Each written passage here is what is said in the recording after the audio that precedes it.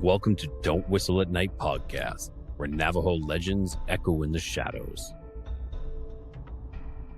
Darren and Dawn will guide you through the sacred fire of native storytelling, where the old stories breathe, the unknown walks among us, and voices, long hidden, rise to be heard. And remember, don't whistle at night.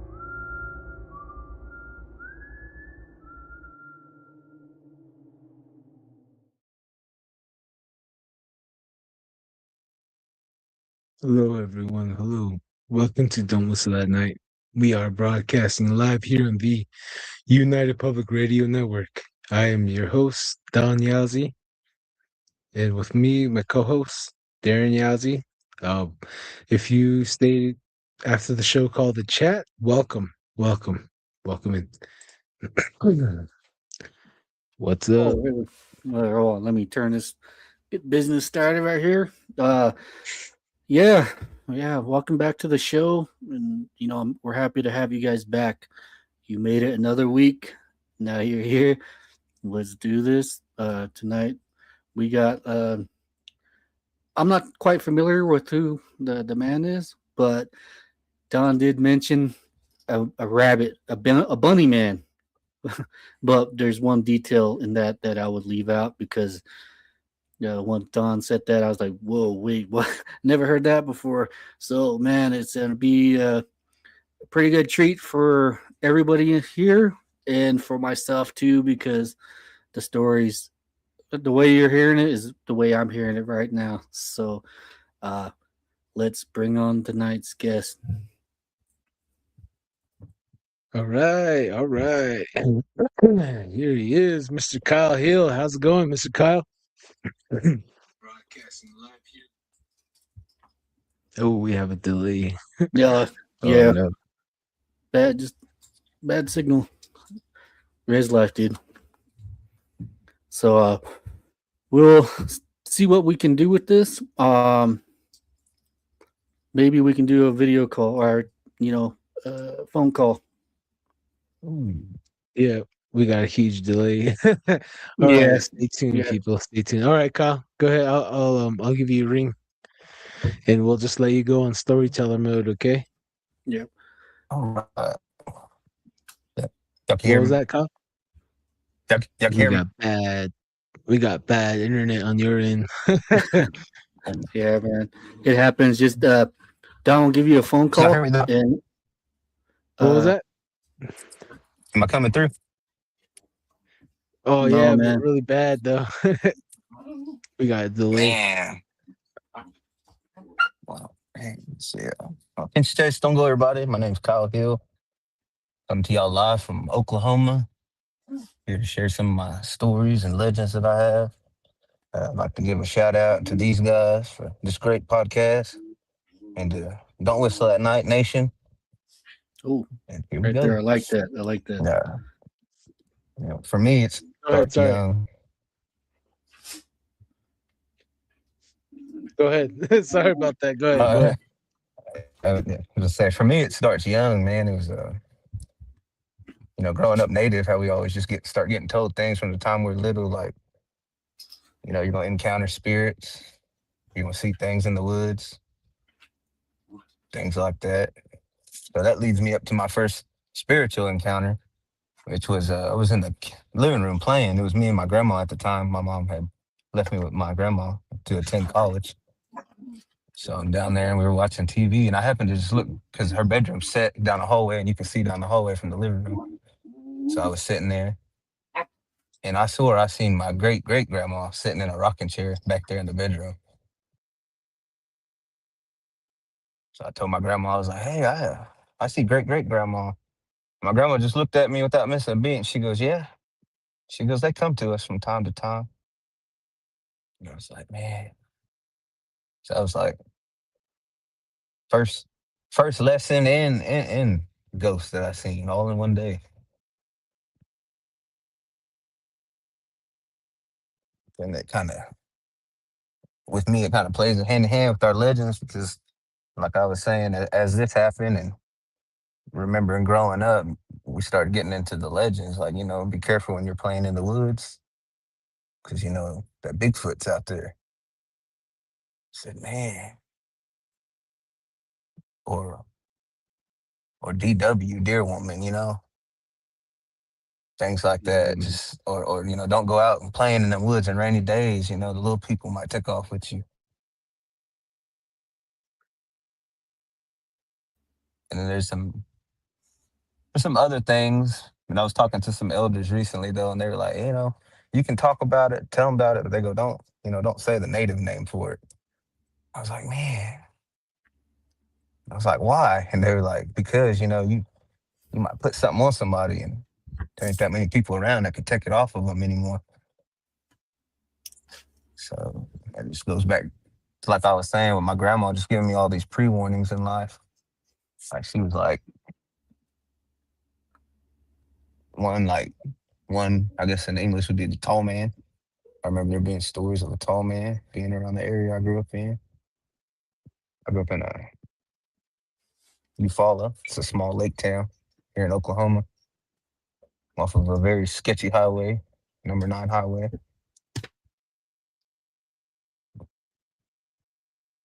Just keeping it in chronological order, sorry. Oh yeah. So after your experience seeing your great grandmother, what else happened after that?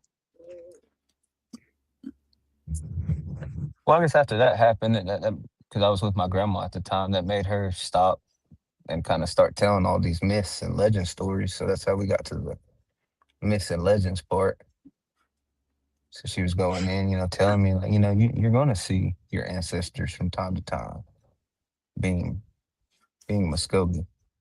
That's just, one of our strong beliefs is that they come and scare you. So what was that? Say again. She was just telling me, she goes, the ancestors being Muskogee, they're going to come to you, to guide you, protect you, scare you if they have to.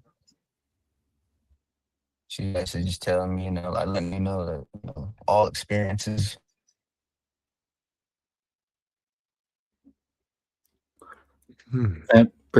Breaking up right there, bro. I think we lost him right there.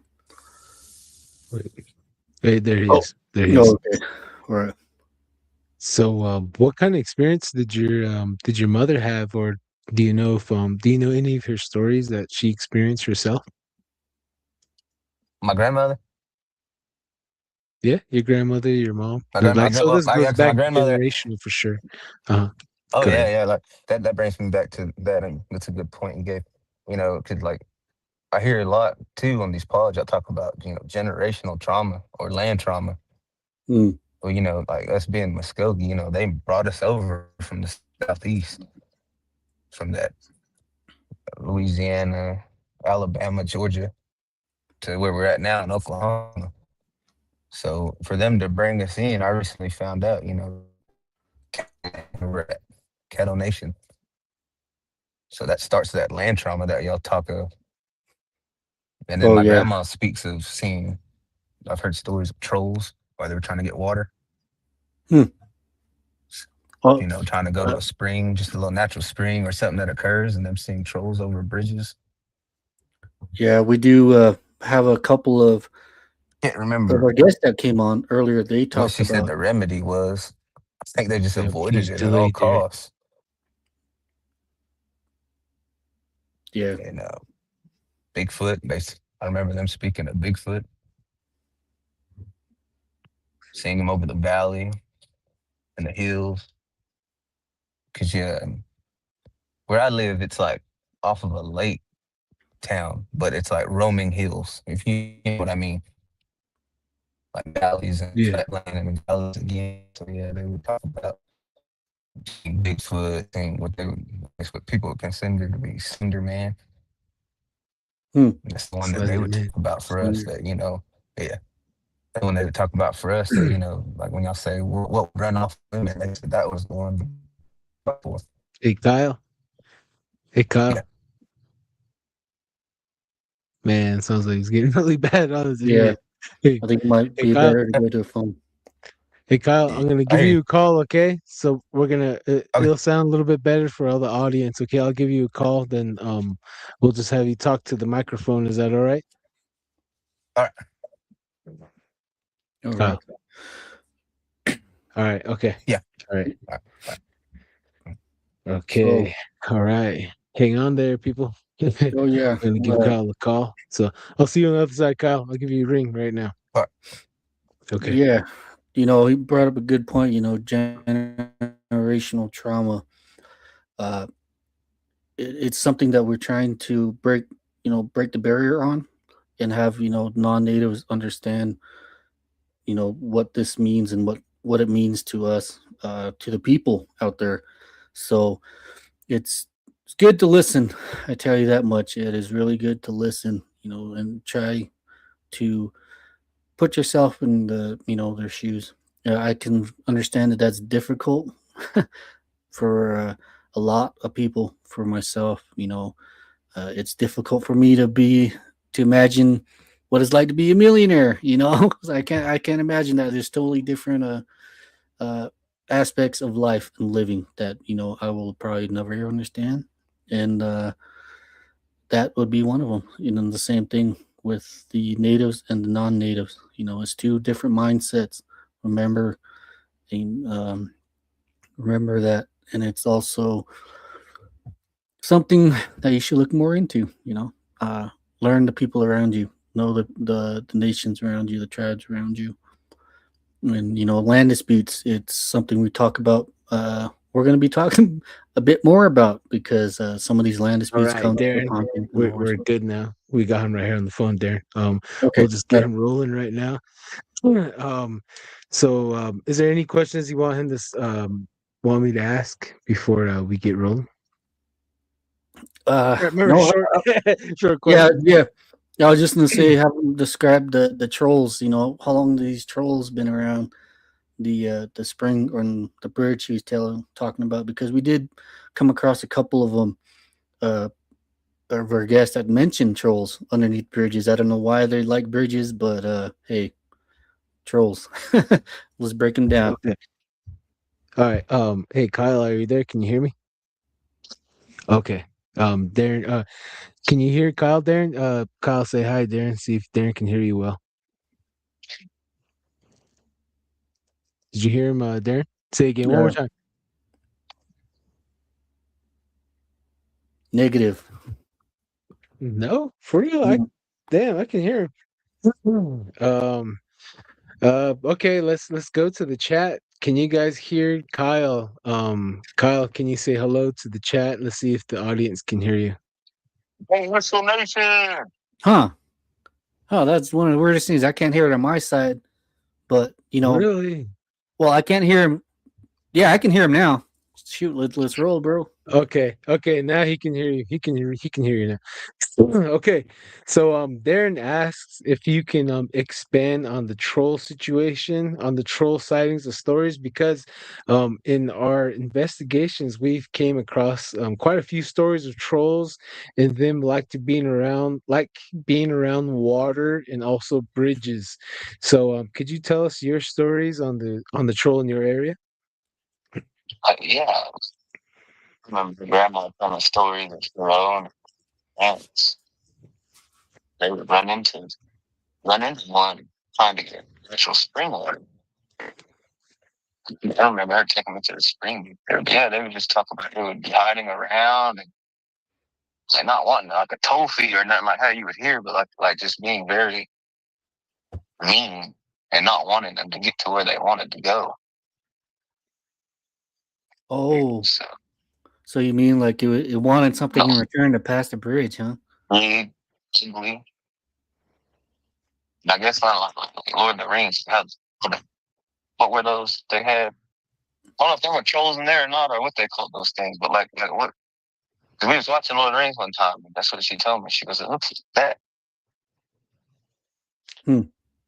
Which Oh, Lord of the Rings? which so like you mean like the goblins or like the that." ogres? She explained it like the ogres off of Lord of the Rings. Oh, Oh, like Was it that cave big? trolls, right? The cave troll. Yeah, like the Oh, things they were like, the big old mean looking things. oh yeah, the cave troll. She explained it to look like that. Wow. Oh man. And then like y'all, like you were just kind of saying, like if it's something with fresh water, it was it. Oh, it was his water. Okay. Wow. Yeah, that's a sight to see. They always like to take canals here in the Farmington area. From what we were told, Navajo Nation police would lose them in the canals out there near Shiprock and by the schools. They like to peek in and look at kids, especially little girls at the dormitories there. So we've heard quite some scary stories involving trolls. um, Darren, do you have any questions you want me to ask Mr. Kyle? Not now, man. Let's get it rolling. Let's start from his grandmother. Okay. What other stories do your grandmother have? Does your grandmother have about? She was speaking of where we're at now. I guess that's where they used to keep cattle, or where they had a swimming paradise there. But she was saying they were going. It would have been across the hill from where the main house was. My house is now. She said that one time when they were going over there, they were looking off into. I don't know if it was always a pasture next to my family's land, or I know it was probably always open area. But she remembered seeing a cyclops. And I said, a cyclops? She goes, yeah. I said, what was that like? She looked at me and she goes, well, we were coming over that hill and you just seen it. She goes, it was big. Inside, like it was looking for stuff. She goes, we kind of just kind of watched it. Oh man, yeah, that's quite unsettling right there. Uh, you did mention the deer woman. What's the story of the deer woman and who does she target? I've heard quite a few stories, so I've been waiting to ask more Native Americans from Oklahoma and around Oklahoma more of the deer woman. But yeah, go ahead, Mr. Kyle.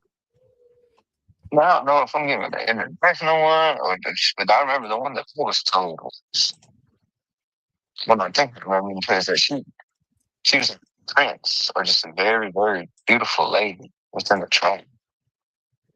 And was set to marry off to someone that she didn't want to be married to. And the suitor that she was wanting to marry was off at war and all the time. So I guess she was one evening was going to break it to this man, that she didn't want to be with him and her true love was off and was coming home. And I guess he didn't take it very well, so he ended up lifting her, attempting to off her. And then that's where the story gets changed 3 different ways, I guess, in teachings to teach you certain things. One was she was off, and and in her dying breath, great white deer walked up. She asked him, just please let me get my revenge. I'll be your servant, do whatever you need. And he granted her this, and she took her revenge. And that's why she's this entity that protects women. And if anything's going wrong with them, somebody's going to gang up on them and stuff like that and hear them stories. Oh, well, this was happening, and the deer woman showed up. The second one was told that she was a medicine woman, and she, in her dying breath, casting medicine on herself to come take revenge. Mm. And then the third one was that straight up devil had came to her and her and let you have this, and you're going to work to be this evil spirit the rest of your life. And she took the offer. Some of the 3 I've always heard growing up. Wow, that's we don't have deer women on our side. It's like the but we first do one hear is from. the common one. Like, if you're a man, you be nice to women, treat them with respect, or else deer women will come get you. And then the other two were like play with medicine stories. If that makes sense. Yeah. Yeah, that does. Man, that's some Darren was saying that's some dark stories of the deer woman. um uh one more time there. Hold on there, Kyle. Let me ask the chat there if they can hear you well there. Darren, how's Kyle? Can you hear him well? Can you hear him just fine? I can hear him. It's kind of fuzzy, but you can make out the words. So Oh man. Okay, hang on there. How about you, the chat? Can you guys is that okay for you guys? Because we gotta keep you guys in mind, you know, if you guys don't like it, there's gonna be people on Spotify saying, hey, how can you guys oh, okay. I can't hear him well at all. He's muffed. Oh my gosh, okay. yeah, All right. Um Okay, Arizona Turtles, bro, says he sounds good. Sounds gooders, he said. Uh all right, look. This is kind of hard. This is a live show. Everyone out there, this is not scripted, not planned. The only mic check that we have is 10 minutes before the show. And before the show was okay, and it did get a little worse as the show was going. So we resorted to a phone call, and I don't know. I can hear him, but I can't. Oh, geez. Okay. Uh, maybe try coming back in, Kyle, because people are having a hard time hearing you through the phone. Try coming in. I don't know if you can drive to a better spot, or if you have one, that'd be awesome. Okay. All right. Okay, everyone, hang in tight there. He's gonna try to come back in. And apologies, everyone out there. Apologies to all of you out there. Darren, the deer man. You want me to ask some question about the deer man? yeah, bro. I'm really curious. You know, like you always hear a dear woman, but you know that praise on the male audience. Then I don't. Is there a dear woman? You know, anybody have any stories of or dear men? Excuse me.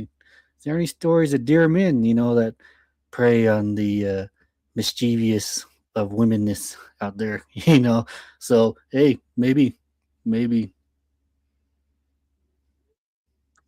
Probably. I mean, if there's a mermaid, there's a merman. You know, for sure. Exactly. Sure. Right. If there's a breeding population, man, I'm pretty sure there's a deer man out there for the Yeah. mischievous ladies out there. So Yeah. who knows? Arizona told bro says stand on the hill. Oh, there he is. Hey, looks like he's a lot better. Hey, I don't know what you did. That's a lot better, brother. I That's a had to lot get better. out You and walk. can see the humidity around you. I Not had just to get kidding. out and walk. I had to get out and walk around. Heck yeah. Make some elk calls, man. Maybe you'll call them the deer woman, you know. Ooh, Get her in the my! heat. No, I'm just kidding. I have to be careful with my. I have to be careful with my skinny stories now. Mm, Oh no. Let it out. Let it all hang. No, just Oh kidding. yeah, got to. I owe it to y'all. mm. Oh yeah, oh yeah. All right, man. It's a lot better, man. Like day and night. Good thing. Everyone in the chat here. See, look at right here.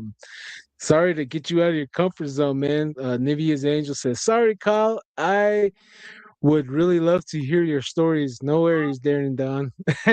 But I don't know if you can find a hill. Turtle Arizona Bro says stand on the hill. But however, you are a lot clearer and a lot better now. So 4K now, someone says right here. Okay. All So right. we're gonna carry off from the deer woman story there. Darren loves to ask a lot of questions. I do myself in the chat. You in the chat listening, ask questions if you want, and we'll do what we can. Go ahead, Kyle. It's all you. Yeah, we left off after the deer woman. So what was the next? It's me chronologically again. Yep. That was just a branch out right there. Go ahead. It's all you. The next one that I kind of remember that she was talking about. I know we were talking about asking me any dog man stories, and Oh, I don't remember like They're telling a Pacific dog man or hearing one, but I remember them telling one that kind of went that a lady was being rude to a pack of dogs or just like really ill-hearted toward animals. And I guess she was being ill-hearted to the wrong dog or to the right dog. And she was told, like, you keep on, your kids are gonna come out like that. And I've heard multiple encounters that when she did have children, her child came out looking like a dog. Hmm. And they said that they lived around in the area and then kind of moved more into the woods, to live secluded because her child had looked like a dog. So even better, that's probably a story of caution to all you animal lovers out there. Take care of your animals. You might just piss off the wrong one and get turned into one. So, hey,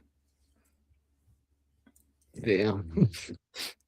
That's The crazy right tree there. and the trees too. They can't whip you. Hey, Yep. another old saying. What's up, Navajo Ace? Yep. So out of out in Oklahoma, you get there's a lot of sightings of the dog man as well there, correct?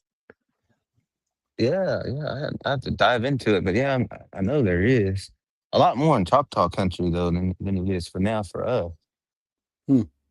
But I mean, I'm chronologically I'm jumping way ahead, but while we're on it, over the winter, I was going into work, and me and my old lady, well, I thought somebody, which is just odd anyway, I thought somebody was up at like 4:30 in the morning feeding deer out of their hand, but that's weird anyway to see. So I'm like, hey, Damn. look, that dude's feeding deer. So my old lady looks over there and she kind of just turns back and just grips the steering wheel and just keeps driving. And so we go through the whole day, and I'm talking to people at work about it. I'm like, man, I seen this dude feeding deer, and everybody was like, oh yeah, it's common around here. I'm like, no, it's not. So then it probably gets to the end of the day, and getting in the car, and I'm riding home, and I'm like, man, I was like, I've been thinking about that dude feeding them deer off the side of the highway in the moonlight all day. And then my old lady looks at me and she goes, you seen a man in overalls feeding deer, right? I said, yeah. She goes, I seen a wolf feeding wolves in overalls. So Huh. I sit there and I start thinking about it. And sure enough, she was right. Because you know how when you sit back and you play something back, she's like, I remember it like this. I was sitting there, I was like, you know what? Sure enough, his white tail was up inside of the overalls and kind of tucked back down. And when we had went and the lights were shining on him, it took his face, turned it like that. Wow. I said, that was crazy. And I guess what I thought were deer was wolves. Whoa. Man, that's something else, man, right there. But hey, we're all about it, bro. Keep it rolling. Kind of got the Yeah. chills just hearing that, dude. Ugh. I mean, Um that's the problem with trying to stay in chronological order, especially where I come. That's why I told them highly strange. Oklahoma is a highly strange place. McIntosh County, that's the county I'm in, is a highly strange county. Eufaula Macintosh. is a highly strange town. Like You fuck. there's work out there by other podcasters, that can cover anything I don't cover about that Mhm. area. It's like a Hmm. hotbed, especially even for the nation. Man, to the listeners out there, he just was telling a story about a dog man wearing a man's clothes, like coverall, work clothes type of deal. So if you guys missed that story, woo wee, that Yeah, was a good yeah, one. man. Yeah, yeah, that's just something else. That brings you back to your classic werewolf, thing, wearing clothes. Uh, when I think of that, I think of like the Tim Burton, Tim Burton animated film. I don't So, I don't think I was sharing stories with the pot yet or things, but there was an encounter down in Choctaw country that almost made national headlines. And the way it started off before it simmered down was The lady said she was going outside helping a friend out feeding livestock. And she said that as she was feeding the livestock, she just felt something dog like grab her and just start going at her back, like slashing her, biting her, and this and this and that. And it caught so much attention, and just crazy how quick it went from catching all this attention to even where Fish and Wildlife was like, man, we don't know what that is. Like, we should go investigate. Like, it doesn't match anything. And as like it just kept going and going, it's like they killed it off too. Because when they came back, they was like, oh yeah, she was attacked by a feral dog. So yeah, when you hear the lady's eyewitness encounters, it didn't sound like she was attacked by a feral dog. 'Cause she said she was out there feeding that livestock one minute, and the next minute, whatever it was on her.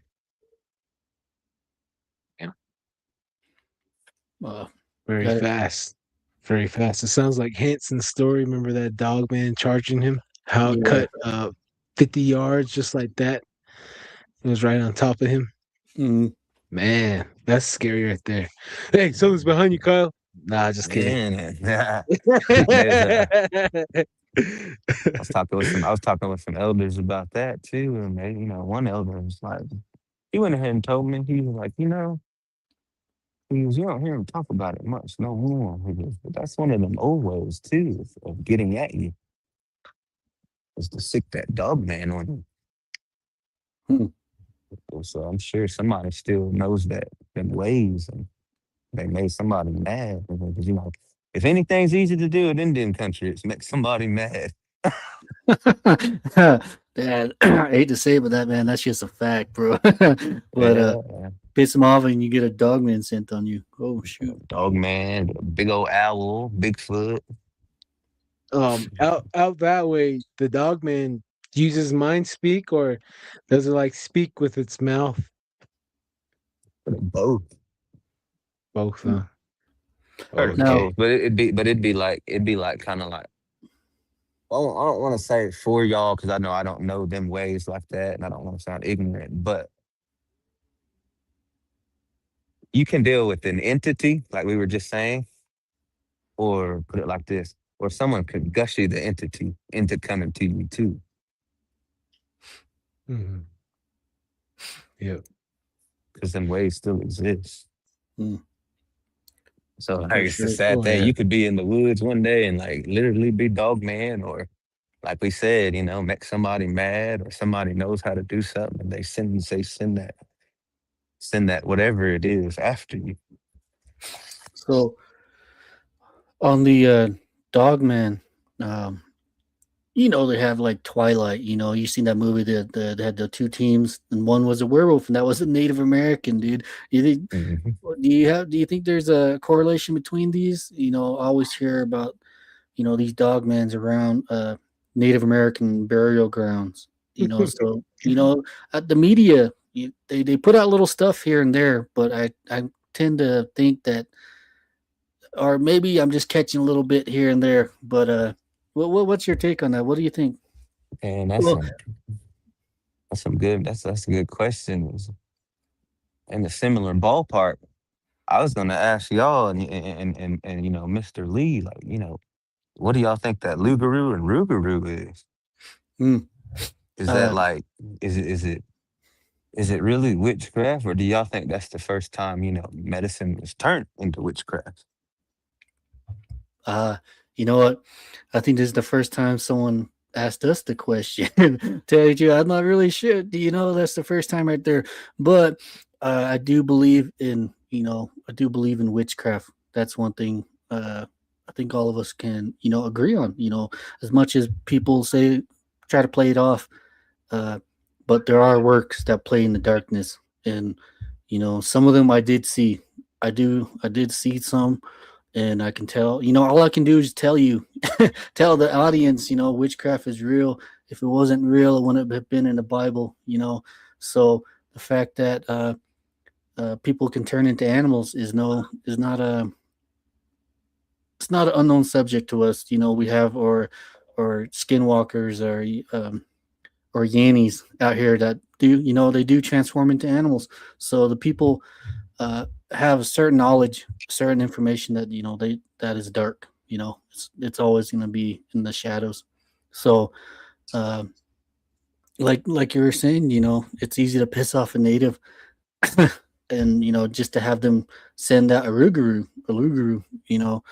Uh, Personally, I have my encounter with a dog man out there in Farmington, and from what I seen, it didn't look it didn't look fake. It didn't look fake at all. It looked like it was an animal, an actual Organic. living animal.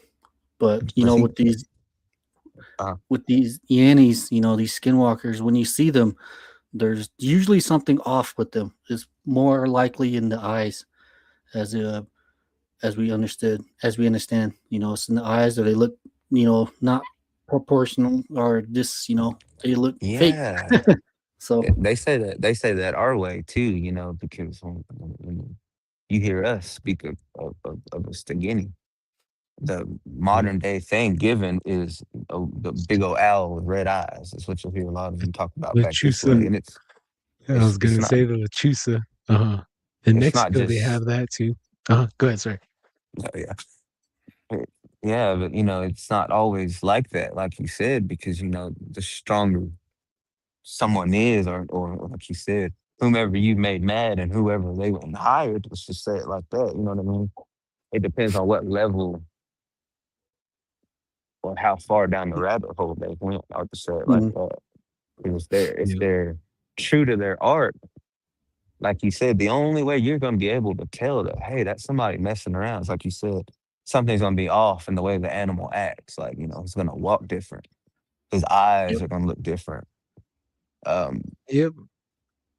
a lot of what I hear y'all talk about too, and like, is like, I've heard y'all speak of it a lot, like spirits. You know how they'll say they'll see spirits with the big mouths Mm.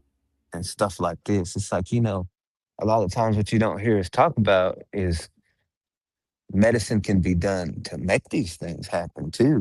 That could have very well 5 minutes ago been a dog. And Right. somebody done something to it. And now you got that thing walking around. Oh yeah, Yeah. for Or it sure. did it itself, because like we just talked about, I very well believe in evil itself too. Mm-hmm. I'm not gonna just put it all on medicine and people being ill-hearted, because I know the essence of that started from essentially evil. Oh yeah, most definitely. And for the Navajo listeners out there, he did say Gushy. He's a Muskogee from Oklahoma, and he does know some Navajo. Everyone's like, "Did he just say Gushy?" Uh-huh. Yeah, I'm from the Odiga. I'm from the Odigas tribe out there. Ooh. See, I stuttered when I said it. That's how you know it's official. That's what's up, man. That's why If I it ain't bust out that, laughing too when he said that. Yeah, I got Gushy, and I cracked up laughing. I was like, I guess, yeah, and I you guess you my did live Che, on the ridge for sure. I guess my Che was Yadala tribe. Hey. Yeah. And we're all right there too. But, Yeah, man, that's what's yeah, up though. man. This when I talk to you about this plot of land that I'm on, to what I'm understanding and knowing, that's the original 140 allotment too, from when we got moved over, that stayed in the family. So my grandma also says, the Trail of Tears ran right through the back, basically the backyard. And with that being said, they would tell stories of seeing our elders and ancestors in the woods. Like, you would see them spirits Oh yeah. on that long walk. What's up, Navajo 'Cause, Ace? they Oh wanted to yeah, the make it forestry too. location. Yeah. I seen one time when I was little playing. I guess if I wouldn't have been so little, it would have been more scarier. You know what I mean? Mm. But yeah, man, full blown, just old school Indian sitting there in his mocks, loincloth, sitting there holding on to a tree, just kept peeking out, looking at me, seeing what I was doing. I was playing with my trucks in the dirt. Wow. Now, they talk about, when you talk about spirits, when the media talks about spirits, they don't really say that it was peeking around, like it was looking observing. They don't really talk about that too. So I wonder if that's a sign of like some type of travel. Spirits poking out and looking. It's really weird, but man, that's creepy, bro. That's getting the fix right now. So, ooh.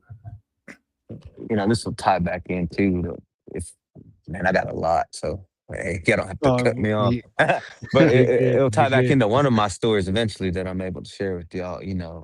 Is like when we talk about these traveling spirits. Also a lot of us, the Jadi, or that's how we say it, or us Muskogee people, believe that these people can travel when they go on. A lot of them traditionally believe that they travel and can come and go as they please, as you need them, and then the church ones feel like they travel home one last time, so you might catch them.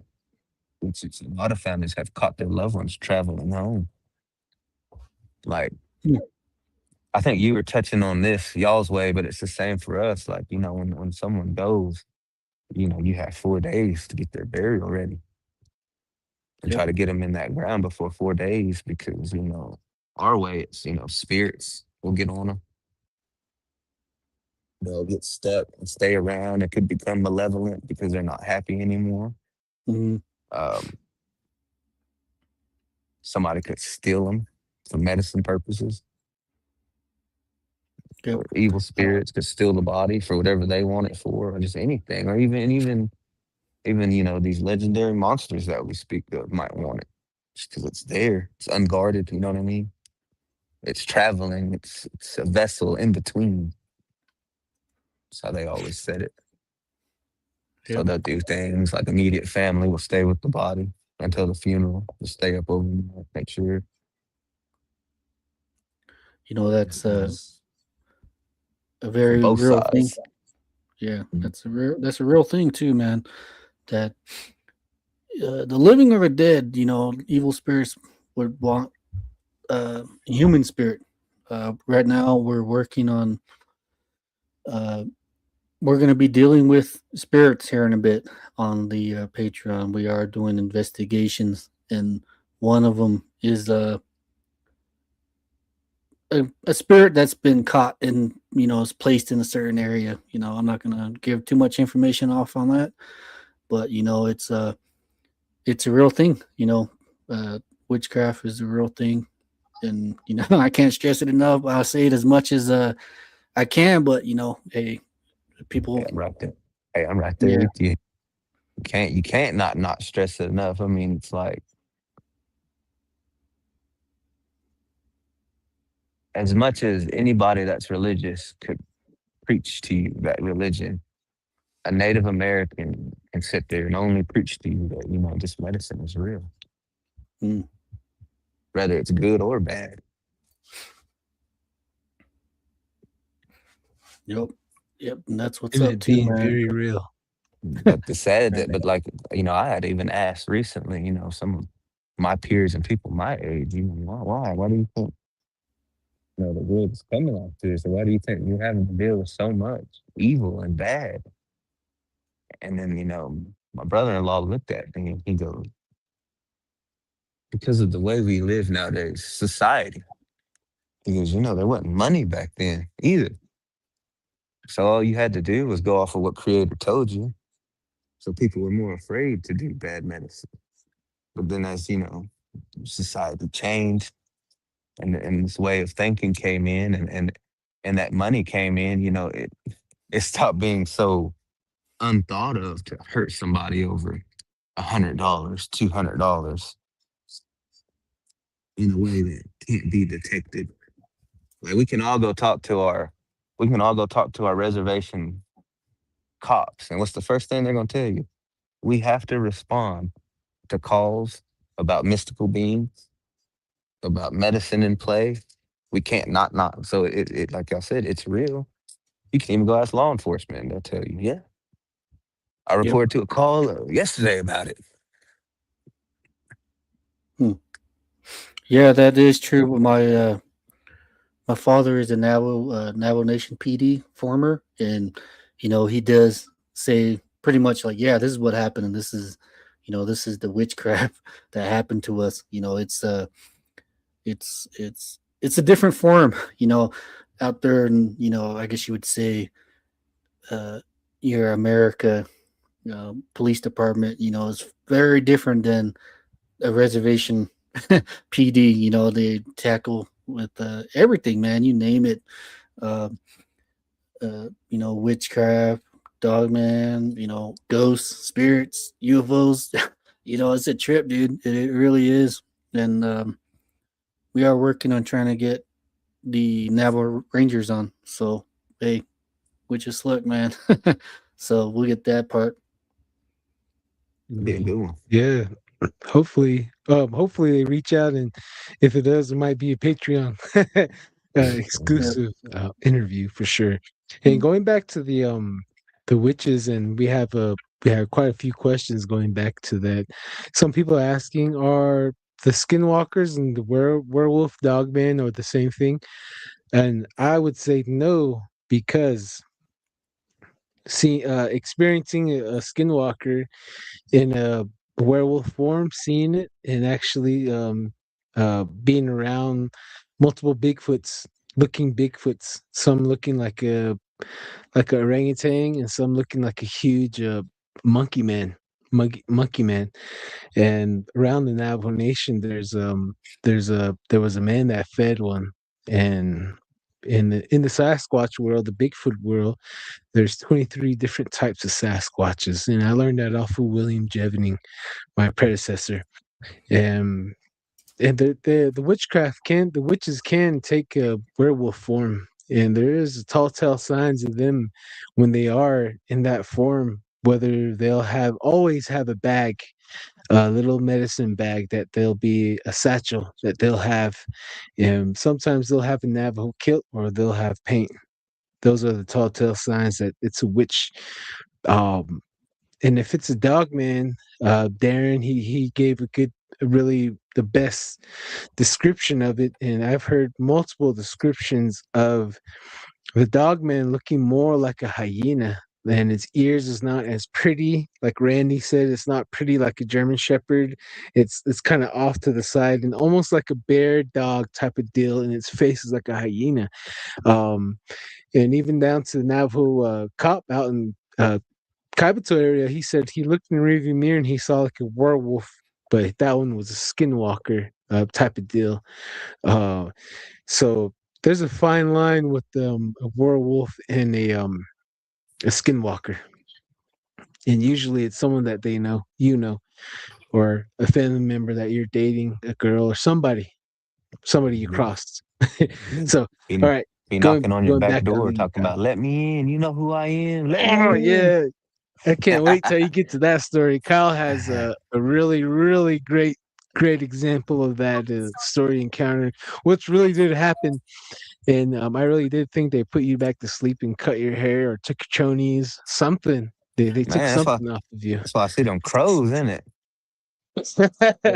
They're always in 3 to 4. Sir. And every time I say something, they'll be gone for a couple of days, but then they'll be back. And while I'm on this little part, let me tell y'all something. You know how us natives are always talking about, listen to the animals and they talk. Or, if you're being spied on, if you listen real well, like you can almost hear them talk. One time I'm getting ready to come out, right? And there's 2 crows sitting out there. I see them. I'm not paying no attention. I'm walking with my head down. And I hear that first crow go, that him? Like in a bird voice, you know what I mean? Looks at me, that him? The other crow goes, It's crazy. Yes, sir, man. If you listen to, the animals around you, they'll tend to speak to you. But that's very unique, man. I like that.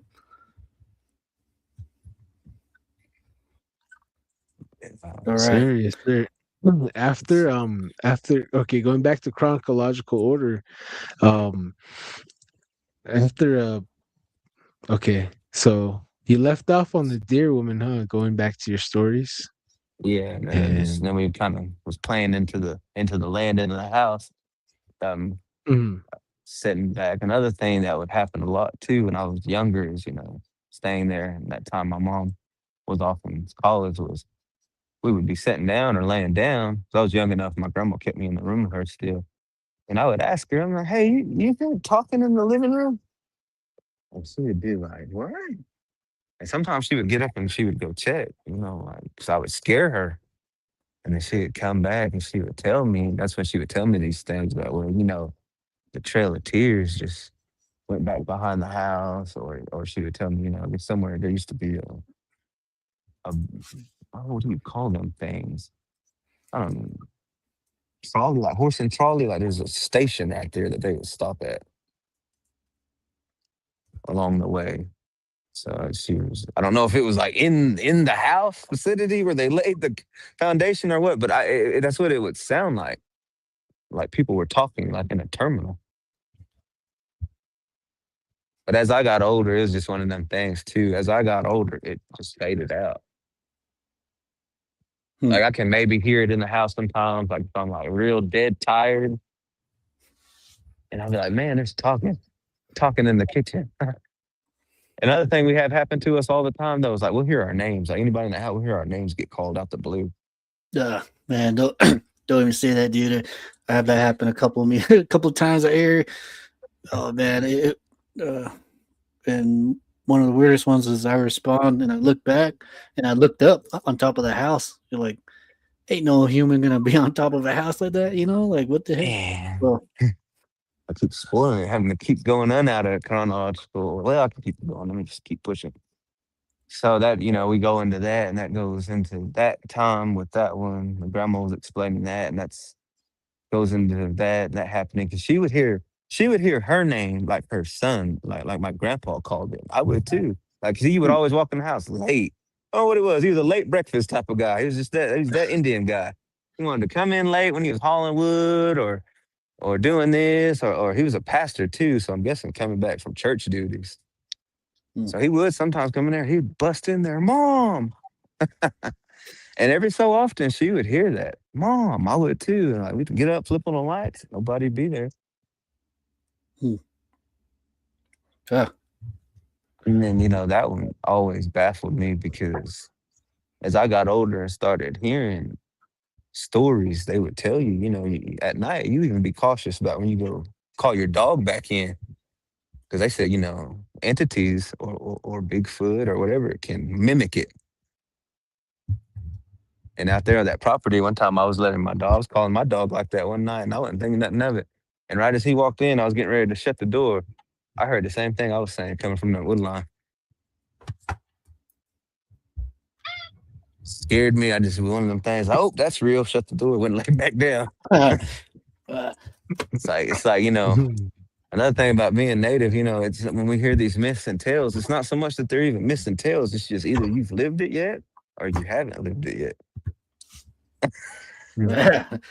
Right. And the same thing about when we tell stories. Like my stories are creepy and scary, but I know there's people out there that could tell you stories that'll make you never go outside again. Yeah, for sure. Even look at the moon too, because it's really hard to imagine a gargoyle flying up there and on the moon and then diving down towards you to scoop you up. That happened outside of Page, so I don't know if you've seen the gargoyle in your time out there. But we'll wait till we get to the Page stories. But yeah, man. I better hurry. No, you're good, man. We can do part 3, part 10, whichever, man. You're family now, so I'm always willing to come on. I'm always willing to come on and make y'all feel nervous. Heck yeah. My time living out in Oklahoma, I was near the Ozarks, or I was living like right on the Ozarks where it started.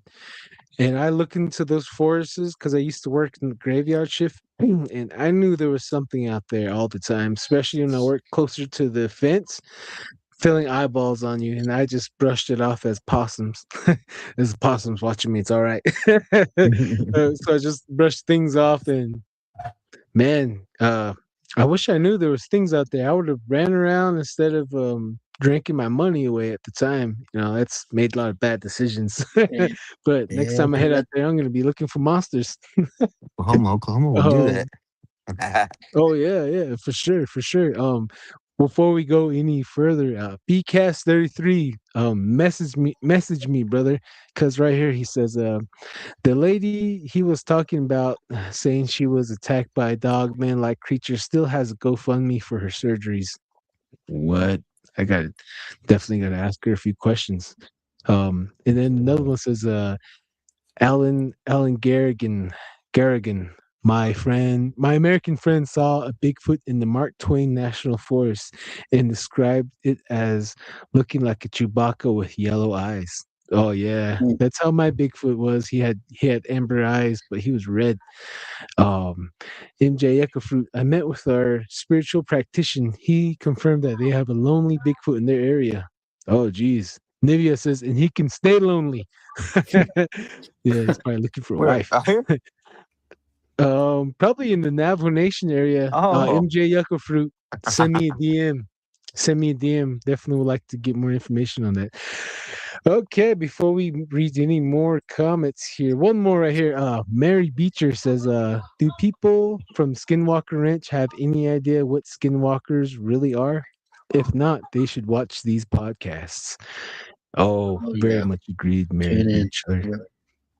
Oh yeah. Okay. All right, Mr. Kyle, you go for it, brother. Continue on your life's events. Go for it, brother. all right. The next one that's chronologically in there, and this is kind of a good one too, is we were around the corner from the same property at my aunt's house. It was me and all my cousins. We were playing up by her road. She had an old cattle gate.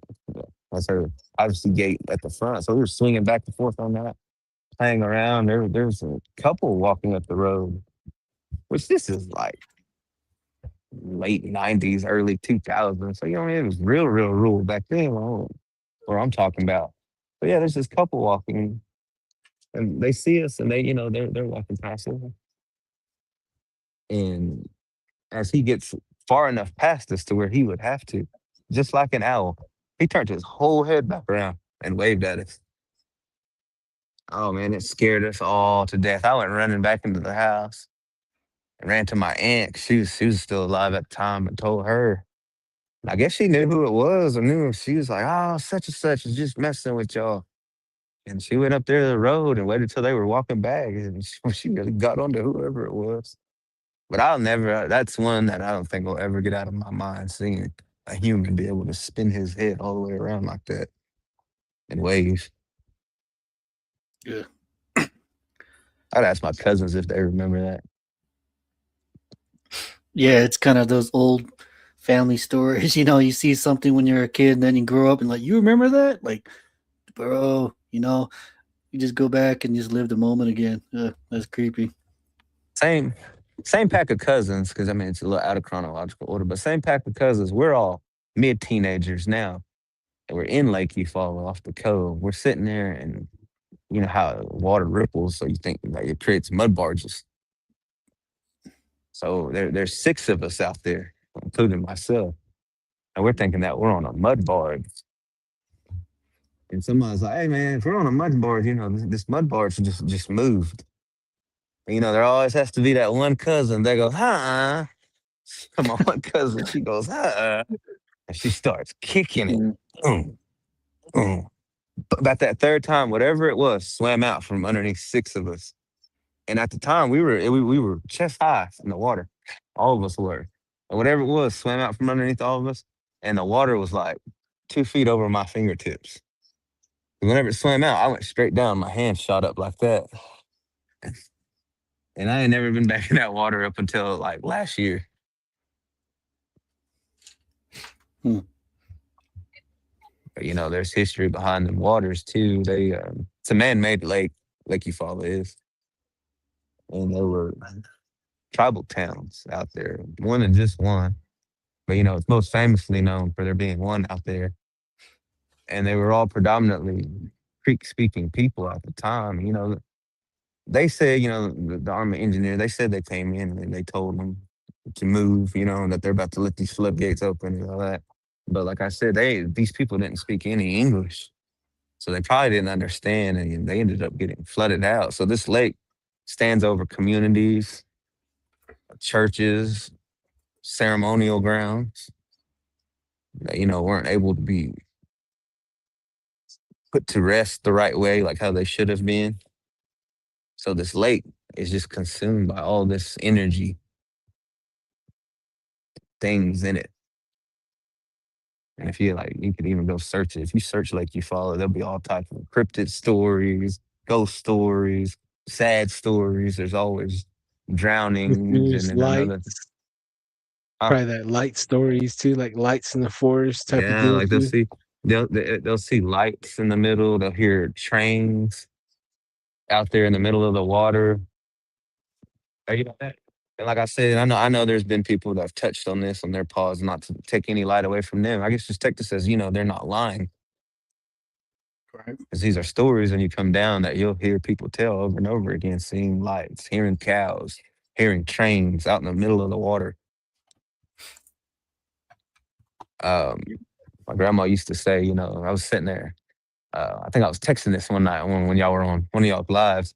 And I was like, y'all were talking about something. And I was like, yeah, my grandma used to say, don't let nobody lonely go by the water. Because whatever they're lonely for, they'll see it in the water and they'll dive in after it.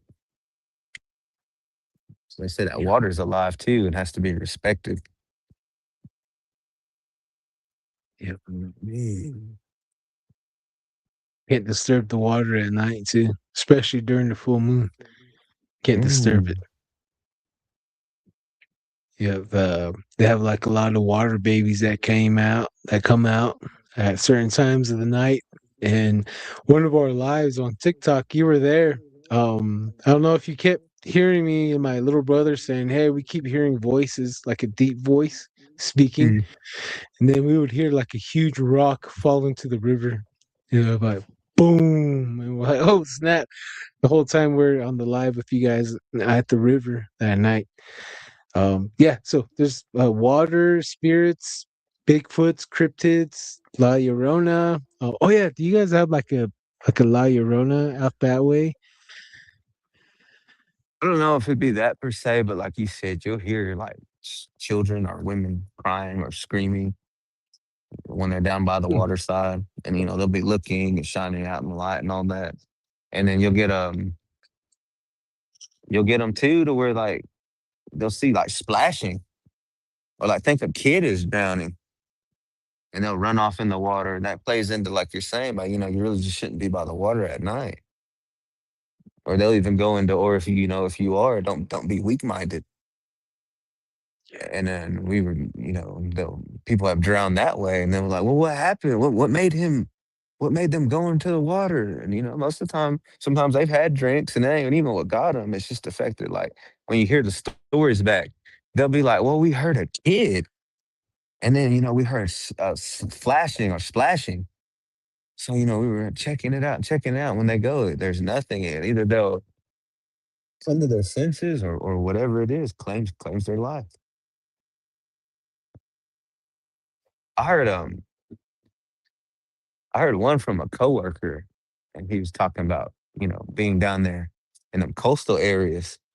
He said that an alligator will roll on its belly, stick its hands up, and thrash like that, so you'll think it's a kid drowning Oh, in a way to get a human. yeah, dude. I seen a video of that, dude. That guy went up there. I think he was on a boat, and he went and grabbed a little hand, and it was a freaking alligator. Like, what the heck? Oh yeah, Uh, yeah, gone this song. right. Yeah, I seen that. It's kind of disturbing. Yeah. It's scary, man. Kind of brings me into People out out. of chronological order, but that bring me into my coworkers too, and then some of their stories that they've shared with me. Because I'd be binge watching pods, y'all's and other people's that I listen to. And, they would get into it and start sharing their stories and telling me things. And two of them that stuck with me was my coworker one time speaking on, medicine and things like that. They were traveling. He said that it was one of his cousins and two of his friends. Three of them were traveling back. I don't know what they were doing, partying, chilling, whatever they were doing. And there was a big owl that they came across in the road, and they hit it. So they was like, "Oh man, they hit a obscenely big owl." So they were like, all right. So they got out. And unlike my story, I guess it was still there. So they're like, oh, dang, we killed this big owl. So they each took an owl feather from it. And they went on, and they went on they went on home and about their days. And he tells the story and he goes, first friend dies mysteriously. Just have a heart attack out the blue, drops dead. So they're dealing with that, go to that funeral. Second friend, 2 days after that funeral, gets in a car wreck, ends up losing his life. Dude's cousin, I guess, starts freaking out, finally goes and talks to his family, because I'm guessing they have Native American, family members. And they were like, you should go put them feathers back. Y'all should have never took nothing like that from anything like that. Y'all should have just hit it and went on about y'all's way. So he goes, yeah. He goes, yeah, I better, because, things are getting weird, which, yeah, that's weird. So he's like, all right. So he's scared. He goes, so he finally gathers his feather, finds it, or he's trying to look for it. So he goes, I can't find it. So he goes back to that site. Just something tells him to go back to that site. And when he got back to that site where they hit that owl, he said that his feather was there and his two friends' feathers were already there, sitting on that spot. And that comes from a non-native, and that's a Stiginic story. Yeah. So he's Yeah. basically like, he goes on to be like, whoever that person was just messed with him. He's like, That's I gave horrible. him survivor's guilt, basically. Yeah. Damn. That's one And then thing the to live with. second, Yeah. Sucks. uh, Yeah. same coworker goes on to tell another story of his own, speaking about the water and all that. I guess one night he was down there and he was catfishing one night. So he said that he went and sat his pole down. He was sitting a little bit more back, using the moonlight, just in case like a hog ran up on him or something. So he'd be more ready for it.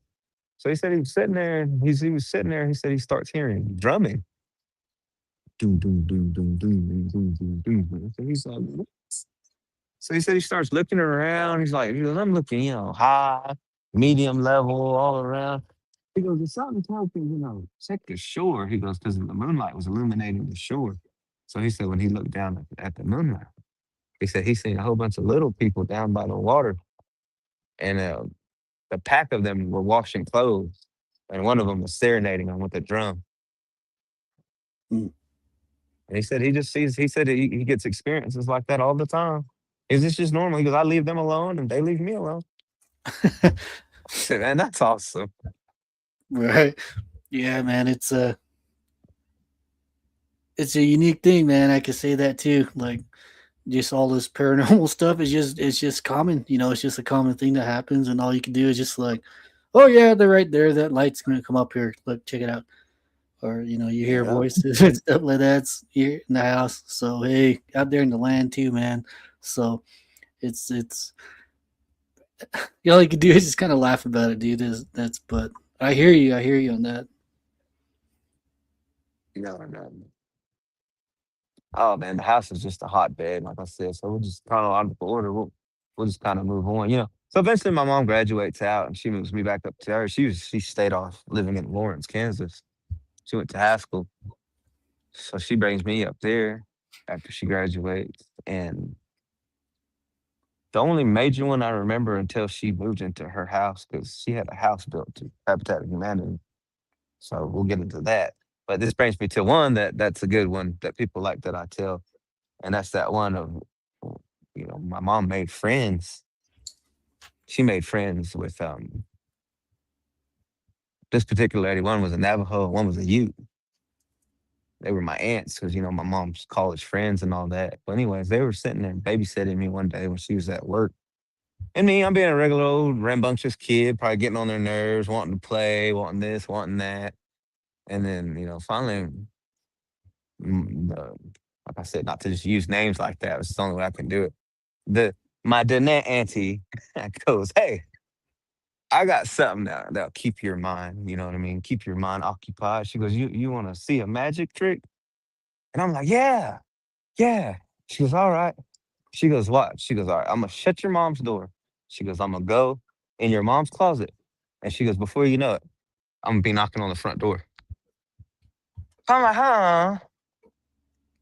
So she goes and does it. And like I said, when she reminisced back on stories, she would go. She did it the first time, came knocking on the door. I'm like, man, that's cool. And do it again. All right. So she goes and she does it again. I'm gonna keep having her do it. So she's probably done it like 3 or 4 times now. And then I'm sitting there and I'm starting to get like put 2 and 2 together. I'm like, how's she doing this? Because like the apartments we lived in were like old college apartments. So they had the little sliding window up top like that. So A, it wasn't really big enough for her to get out of anyway. You know, she was a pretty petite lady.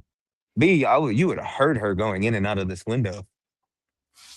So she's doing that and doing that. And so finally my Ute aunt catches on or just got annoyed, you know, being a native woman. Wow, why you keep knocking on the door? Why you keep coming in and out?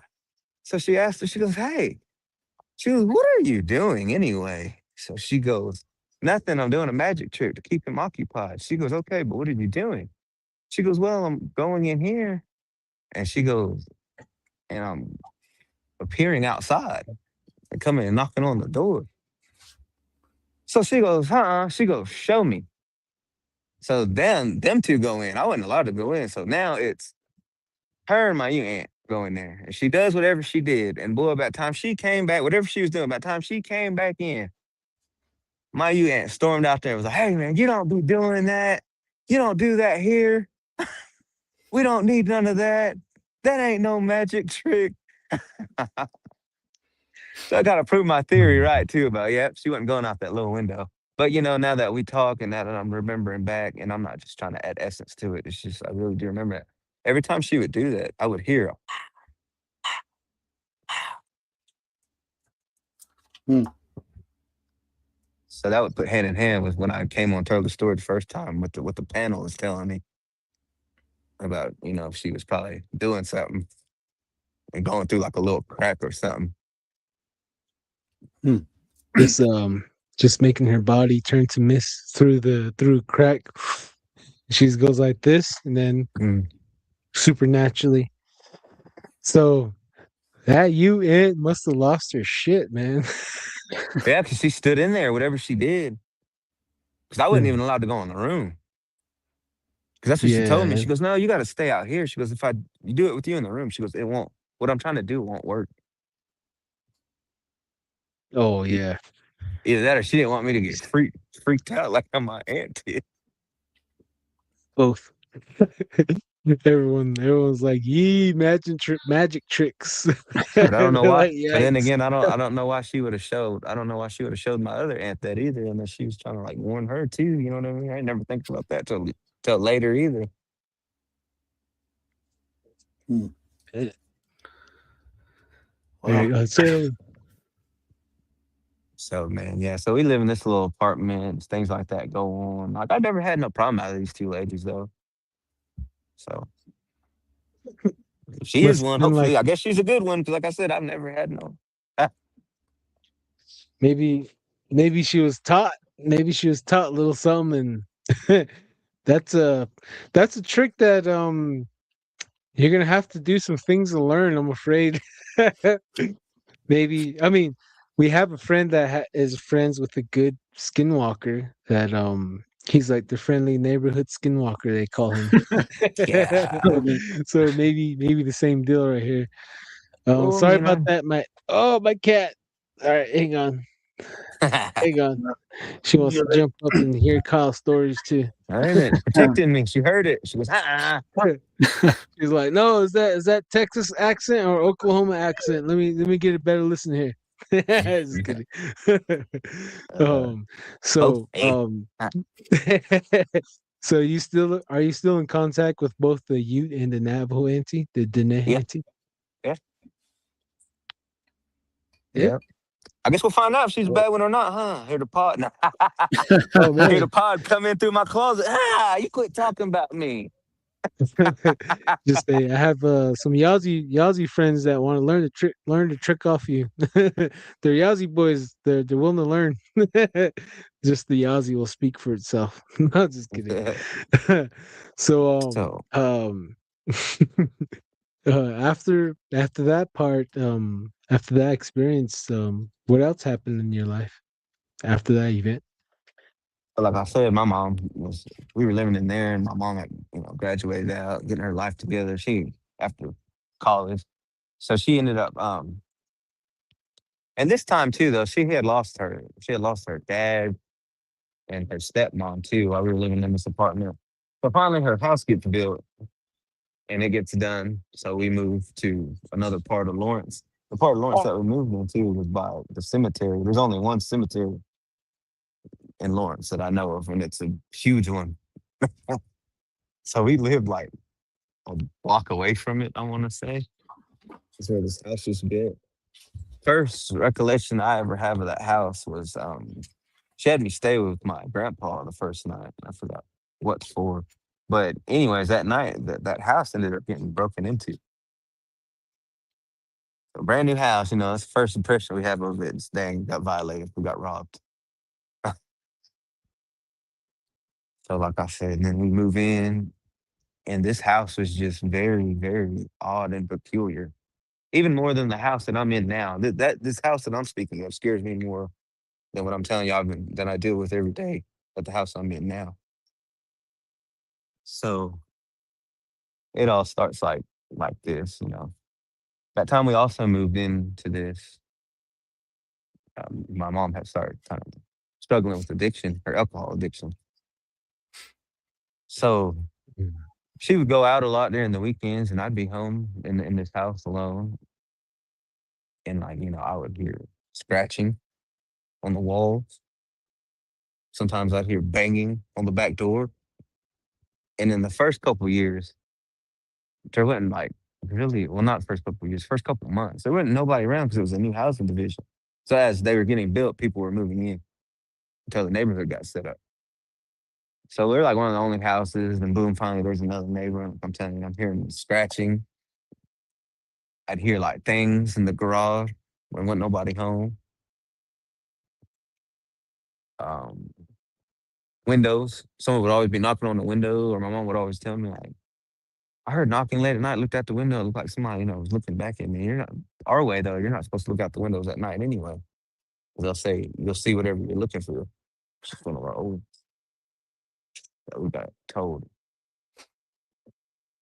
And I had that happen to me out there one time. It was like 9 o'clock at night out there.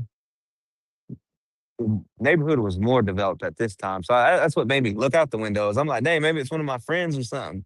So I look out the window. As I'm looking out the window, a shadow person's looking directly back in at me. And as I go to run, I don't know what made me stop, but I stopped and I watched it run off. And I'm like, man, that's crazy. That one's the one that's always stuck with me too. But yeah, it came and it knocked on the door. There was a window right by the front room door, so I'm looking out that window, and as I went like that, it was ducked down, looking directly at me. And when I got startled, I guess I startled it, and it took off. Wow. So, what do you think about these shadow people? What do you think they are? Obviously, they have some, an intelligence on them, for it to look at you, get startled, and then, run off. I think that it just depends on either what you're around, because living in that house with it being so close to that cemetery or whatever land, because I don't know nothing about Lawrence. I mean, I do know about Lawrence, but like they don't teach you like tribe wise, like what tribes are here, what got this, what was this. You just hear about from the time Lawrence was a town. You know what I mean? Mm. So yeah, like I know it got burnt down like during the Civil Wars or whatever. Quantrill came through and burnt down all of the town of Lawrence. So it's haunted enough just off of that. Then there's, like I said, that past trauma that they don't try to bring up, because I know they moved natives out there too. And then on top of that, we're living a block away from a cemetery. And I mean, this cemetery, well, I'm not explaining it right. Like on one side of the road, it's the whole cemetery. And then there's like the little conjoining part right here. So it surrounds where I used to live, basically, like on one whole side, basically. And then it's a big old trailer court, and then they just slapped a housing community right in the middle of it. I don't Some know why quiet they neighbors. do that, but Everyone wants quiet neighbors. And then I got another one too that I'll tell you about being up there too after I get done with this one. Mhm. So like I said, it's more developing and the community's more developing.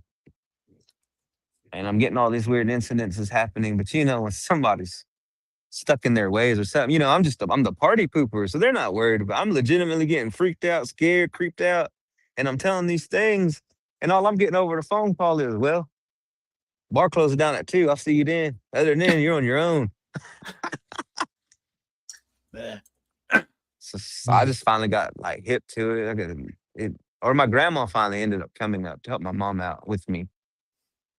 And she's a very Christian woman and very just knowledgeable Native woman too. I don't want to speak down on my grandma, but I know I'm not because I grew up. This is my grandma. But why I say that she was also very Native is, she still would practice some of her medicine ways. And I would ask her, one time I asked her that too. I said, if you're supposed to be by this book and believe in God, why did you, or Jesus, I should say, not God. And she was like, well, she goes, some things are older than Jesus. She goes, and only creator knows the answer. These are the only things I know that works. Because you can pray and pray and pray and pray and pray. And sometimes she goes, that evil will just come right back. It don't care. Even worse. She goes, It's but when you go sometimes back worse. to these, Mhm. she goes, but when you go back to these old ways, she goes, they work. I was like, man. So, like I said, this is a weird house. Like I said, there's the knocking, the growling, the window things. And I mean, like, aggressively rattling. Like, I'd be home alone, the back door would be like, oh. I already knew what it was. You get immune to it, I guess. Like, you'd hear doors opening and shutting. And then finally, one night, one incident I'll never forget is my grandma had went home one weekend back to Oklahoma. We were still up there. My mom ended up going out. And it took me years and years to figure, like, think of what I had seen. And I'm telling you, I think I seen Goat Man. And what Oh, it really? was I think he was just letting me know, like, for now, man, I got your mom in a grasp. And there ain't nothing. That's why he showed himself to me, because that was the way of, like, really breaking us. But anyways, he walked out of my mom's room and into our bathroom because they were kind of adjacent. And the way I seen him, he was green, black hair. His horns were rolled like this, and they stopped right here. His eyes were bloodshot red, and he was green. He walked out my mom's room, and he stopped in the hallway, and he just looked at me for like a hot second. Till he waited till I caught eyes with him, and he just walked into the bathroom. Oh, man, This is the same thing. This is inside a house, huh? Yeah. Man, damn, dude, that's you go home and you lay your head down to rest, and then you have a freaking green. Was it a green skinned or is it green hair? No, he had black hair. He had like green skin. Green skin. Oh, okay. Yeah. So, the way I see a goat man, it's bare skin from the below the waist type deal. Just how the little those old cartoons depicted it. Is that how? On how to he might have had on like fur pants, but to me, just being scared and seeing that emulating green, and I'm guessing like where he would have goated off was black fur, and then where it would go down to his hooves and ankles and where the fur would stop, it was green again, Hmm. and black hooves, and the ugliest red eyes you would ever see. Ugh. Like the Uh, closest thing I could almost get to is that thing off of is it Angel? Remember when his buddy, like the little comedy relief, the green thing, Angel. the TV show. Oh man, I need to tune into that, dude. I need to watch that right now because But that, hey, like just that color green and them ugly red eye, but like a completely different look. Because I think that was like supposed to be a demon. Unless it wasn't goat, man. It was just a straight up alcohol spirit. It was just that strong. It was able to show itself like that. man, I like that. I Was like your that. was your mom sipping on grandpa's cough medicine during the time, or was there any like open That's beverages yeah. around? My mom was pretty bad. Her addiction for a long time. And this was Oh, jeez. like like I said, this was after like the scratching, the knocking, the hearing things in that house, just the weird abrupt things. I I guess after she had got her house, the, of her losing her mom and her dad, basically, she didn't take it right. She turned to the alcohol. So he would come and go, and it would correlate with my grandma. Them two having a bad relationship, and then these things would happen in this house. And then I'm gonna get to another thing with all this too, though, is like this will lead me up into my second incident with some spirits or with something weird and just within this house happened. One night, I'm setting up later watching TV. My grandma just being the older native woman she is, nighttime, even for us creeks, that's a no-no. You're supposed to be asleep. There's nothing more you can do once the sun goes down. Mm. Farming's done. All the activities are done. Now them legendary monsters and creatures and spirits that we speak of and warn you of, this is their time. So we respect that. We let them have it. You tell me what else. Hey man, you ain't go bad, man. Can't nothing go good. But I think I was up watching like Godzilla. Sci-fi used to have the bomb marathons out the blue. It was a Godzilla marathon on sci-fi. So I was up trying to watch it. So she tells me that, and she goes off, and like 30 minutes later, I see her standing there. And I'm like, that's weird. I was like, that's weird. My grandma just went to bed. And I'm looking at her, but then I notice not only is she standing there, but she's hovering a good 2 feet off the ground. Her eyes are whited over. Her eyes are Damn. whited over. She's sitting there, and I'm like, what the hell? And so I get scared. I'm like, because it was like real quick, you know what I mean? And then she was gone. And then I was like, what? So I go check on her. And she just had, my grandma had happened to just been up, sitting in her bed. And she asked me when I went back there to ask her to let her know what happened to me. She looks at me and she goes, Chaban, which means boy in our language. She goes, Chaban, didn't you just come in here? I said, no. I said, I'm just now coming in here. I said, didn't you just come in the living room? She goes, no, I've been laying right here. I thought I just got done talking to you. She goes, but now that you said that, she goes, when I seen you, you had white eyes.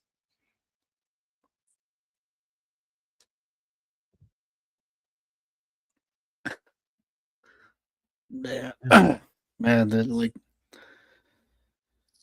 where can you put that? I sit there and I'm trying to. I'll think about this, man. I'll think about this a lot more after after we're done here. But man, that is I don't even know if would be called a haunted house, dude. That seems more like almost like a possession type deal. It might have been leading into that because that'll lead me into another chronological story. History Channel had a documentation one time on exorcisms, and I had got fascinated, and I was like, man, I'm gonna watch that. Once again, good old grandma, she's right there. Being of a Christian, she's like, hey, don't watch that. And I'm like, hey, it's all right, it's all right. I was like, it's just a show.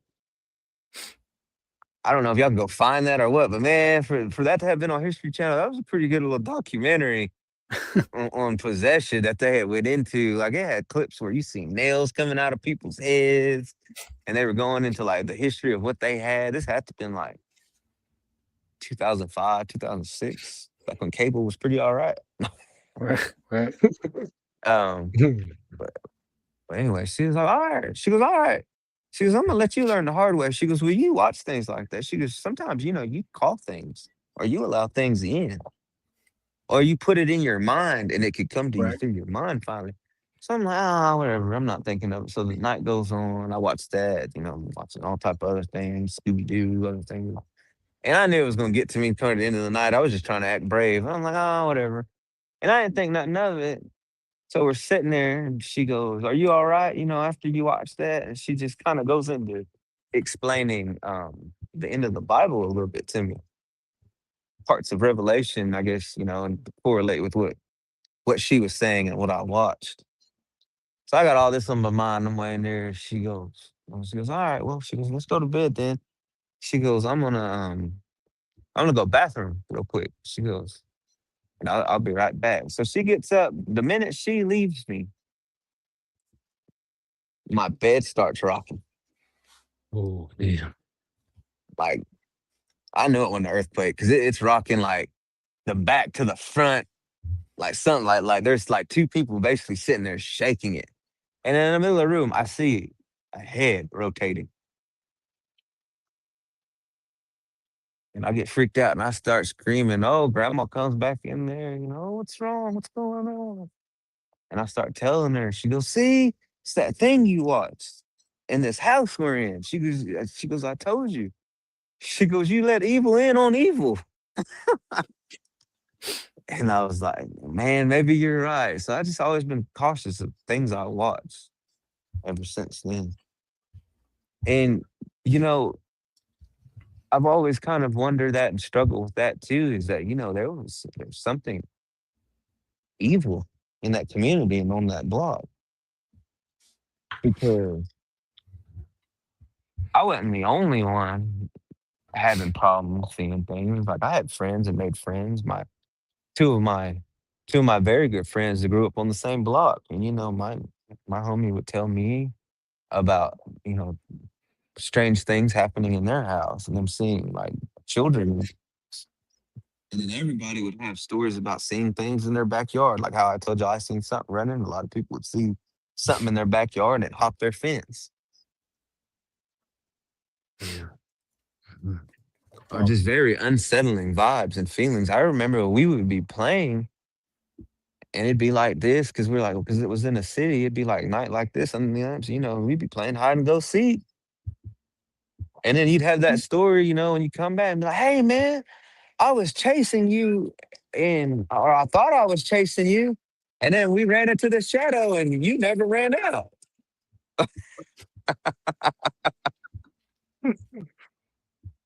Or like I said, because it was Lawrence. Lawrence kind of sets in hills too.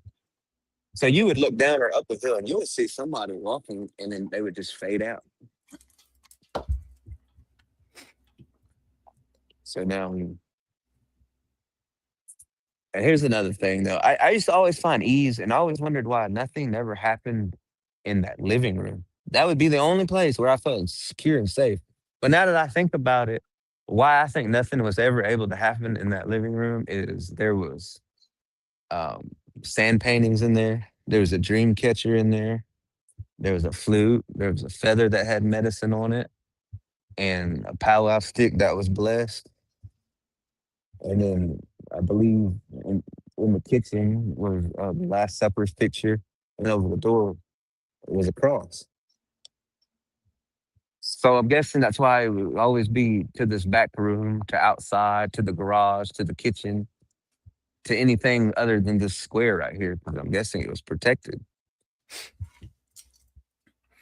I wouldn't get a nightmare in there or anything. I would get bad night terrors. That's the first time I've ever had paralysis. Mhm. So what would you tell the audience about, about these, these items, these relics, these blessed items? What would you tell the audience about them. What tell the audience about the power of this. These items and how You know, I never knew, and I was asking recently. I never knew that sand paintings even had powers until I was kind of explaining one time. I think it was to one of my aunts. I was, about this house, and they were even like, I get a vibe from here too. And then that's when my aunt told me. She goes, well, she goes, these sand paintings. She goes, they hold power. She goes, depending on how they were made or what they were made for. She goes, they'll protect you.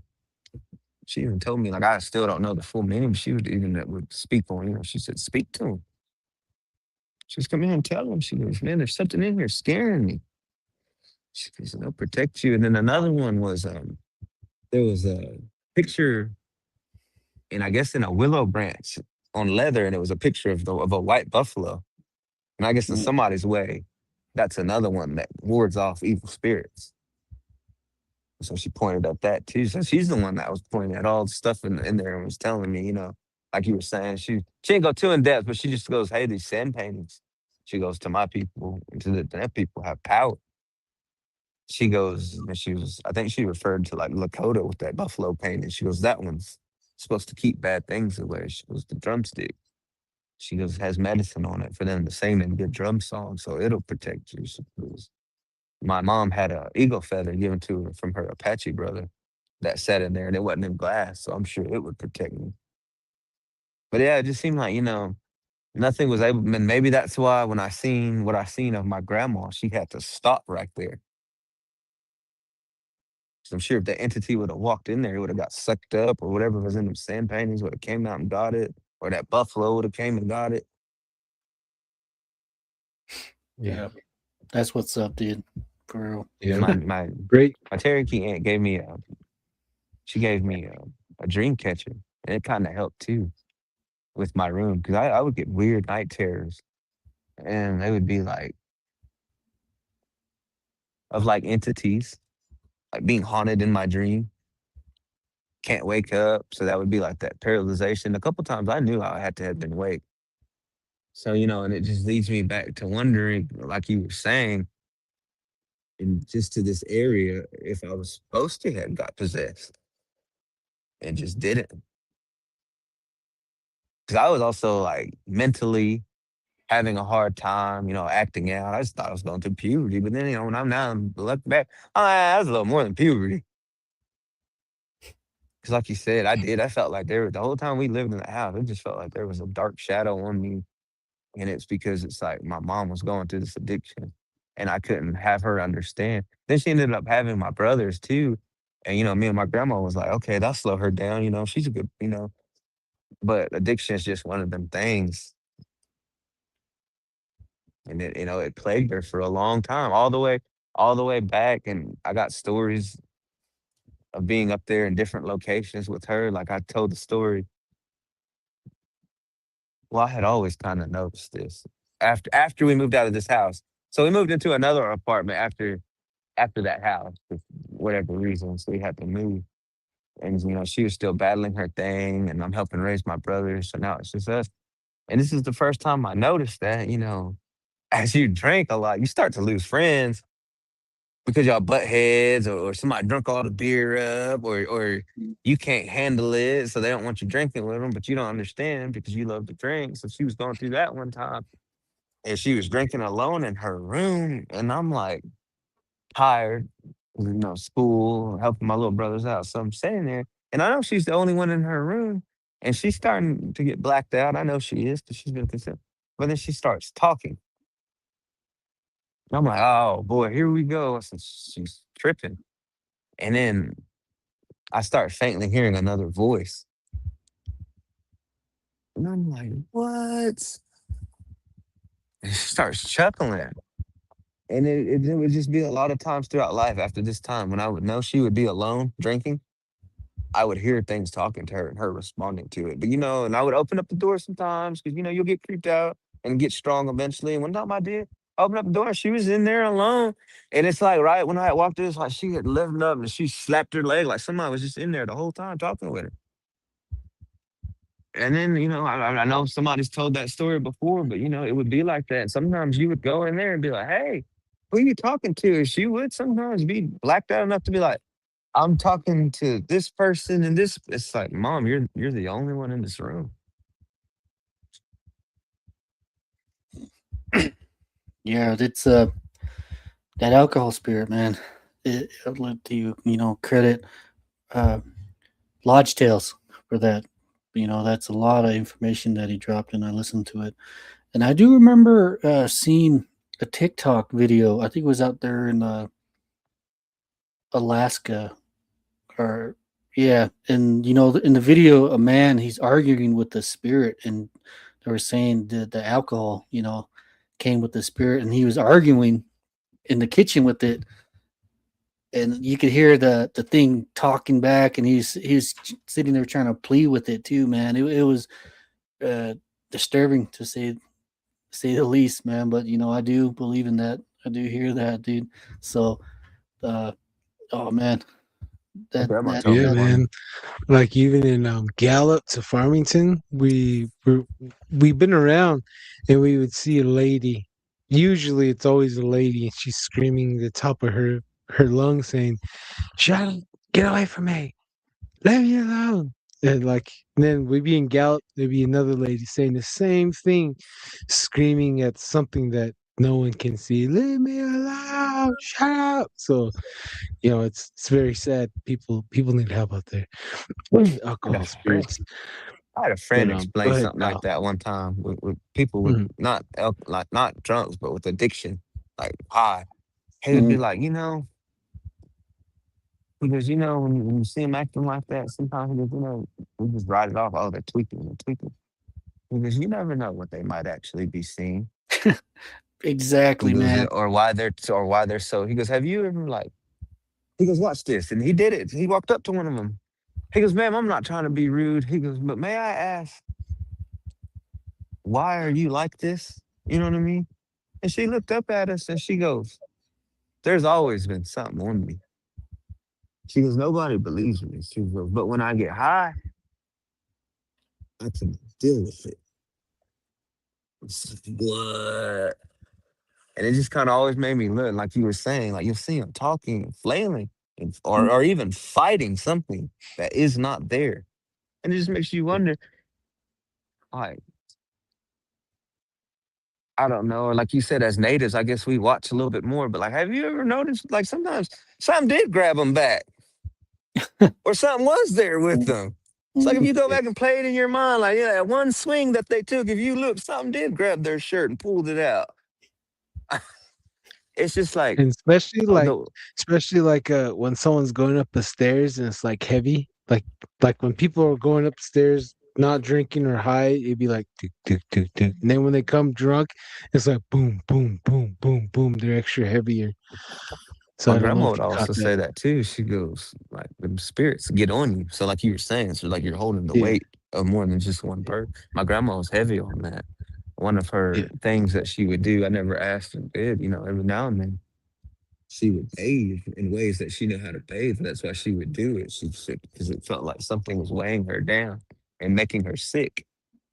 Or there's a ghost on me. That's what she was saying. I need to get it off of me. I said, man, I said, where do you, I would ask her, well, where do you think you picked it up at? And she would tell me, oh, well, there was real negative energy in this one place. And a lot of times back to that house that my mom had her first house that she had ever, it was like that. She was from this house. She was, I don't know what it is too. Just it's like how you hear with the alcohol spirits. She was, I could pray. She goes, we could smoke it out with cedar. She goes, we can go get medicine. She goes, as long as she's drinking, it'll come back. I said, man, that's crazy. But it was never explained until watching all y'all, and like you said, Rob, that them were alcohol spirits. We just called them spirits. My grandma just made it sound like, because of the drinking that the evil was allowed in. But now that y'all said, no, it's a whole spirit within itself. It's like, okay, that makes sense. Right. yeah. There's It gets worse another. too. Oh, Uh, go ahead. Sorry. I was Go ahead. going back to chronological order. Go ahead. You Oh might have no, a good you're one. good. You're good. You're good. Back to Lawrence too. There's another stretch of apartments on way off on the other side of town. First time I ever got introduced to this was visiting. We would go over there and visit our cousin. She would always have weird things happening to her. You know, her and her man would always be into it. And she had like opera mass as decorations. She said one time they were in there and like lightweight arguing, or had just were trying not to argue, so they were sitting separate. And she said something walked up. She said the way it walked up and flew off the wall. She said like something went up there and grabbed that face off the wall and threw it. So later on, like 5 years later, my best friend happens to move into them apartments, him and his family. So I've been staying over there with him a lot. You know, we'd be asleep and we would like all wake up asking each other, like, dang, why'd you stand over me? You know what I mean? Or what was you doing in the kitchen for so long last night? Or what were you doing? Why'd you stop off in the hallway and then, the person would always be like, man, that wasn't me. Or we'd be sitting there playing video games or something like that. You know how most apartments have them two little windows that you can see out of back in the day. Well, they were like that, but they were the type where you couldn't see out of, but you could see like like light and figures. So every now and then you'd see figures walking past that thing. You know, you'd open up that door and look, just being nosy sometimes. But when nobody be out in that hallway, or even then, it'd be so powerful enough, it'd even come knock on the door sometimes. Doof, doof, doof, doof, doof. And then when you open the door, nobody's there. Or like banging, or like you'd hear moving around in empty units. And then while I'm saying that it was evil, man, this one time I had walked out when my cousin was staying there. She stayed up on the third balcony. In my mind, I had went down to the second floor, which is still high. I don't know what made me jump, and I jumped down. And my mom was like, when I hit the ground, man, my nose was bleeding and all that.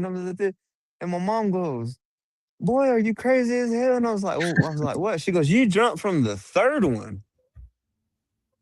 She goes, what are you doing? I said, well, mom, I said, I remember walking down to the second one and jumping down. She said, no, boy, you walked out the house, got off the edge of the rail, and just jumped. I said, that's not how I remember it in my mind. But I'm sitting there hurting, nose bleeding. And when I think back on that one, it was the energy of that place or whatever. Or maybe something took over me in that split second. That's the thought it gave me. But yeah, she goes, yeah, you jumped from the third down. And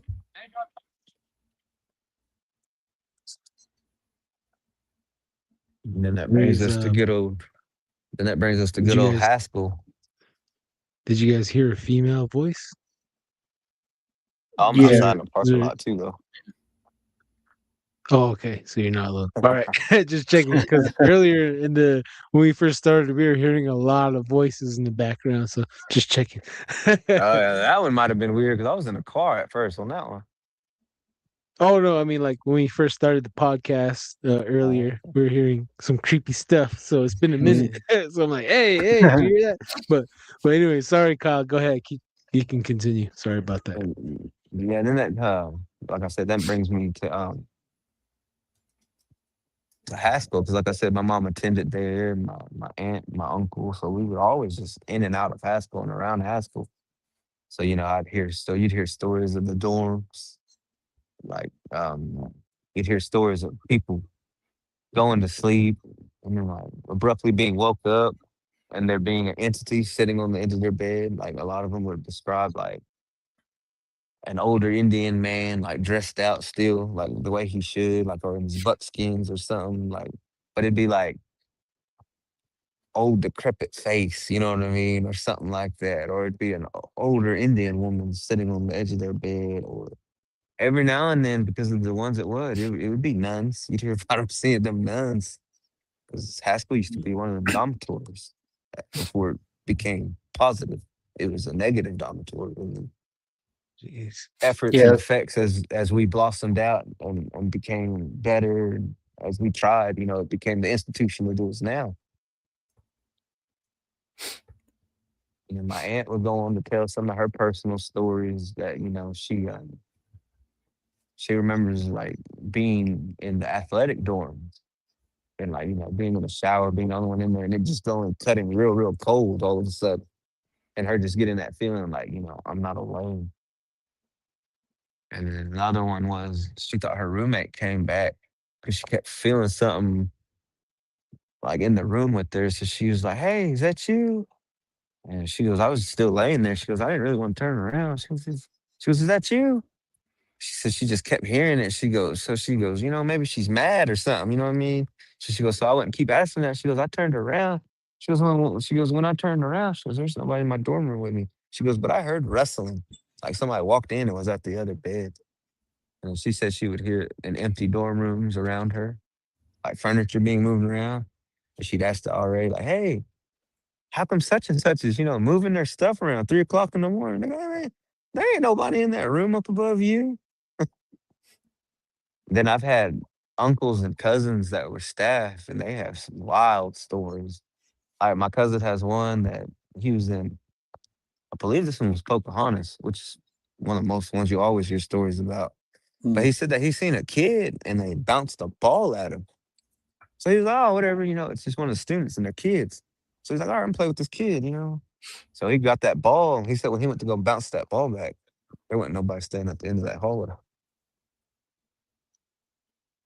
Another one that y'all will find cool. Another one was my uncles were ministers, and in ministry, and I guess they were at the time working for the school, like coaching, teaching, doing whatever they needed to do, and then ministering as they were asked to too. So one day they get a call to one of the dorms, and they go, "Hey, we need y'all to come down here. This is."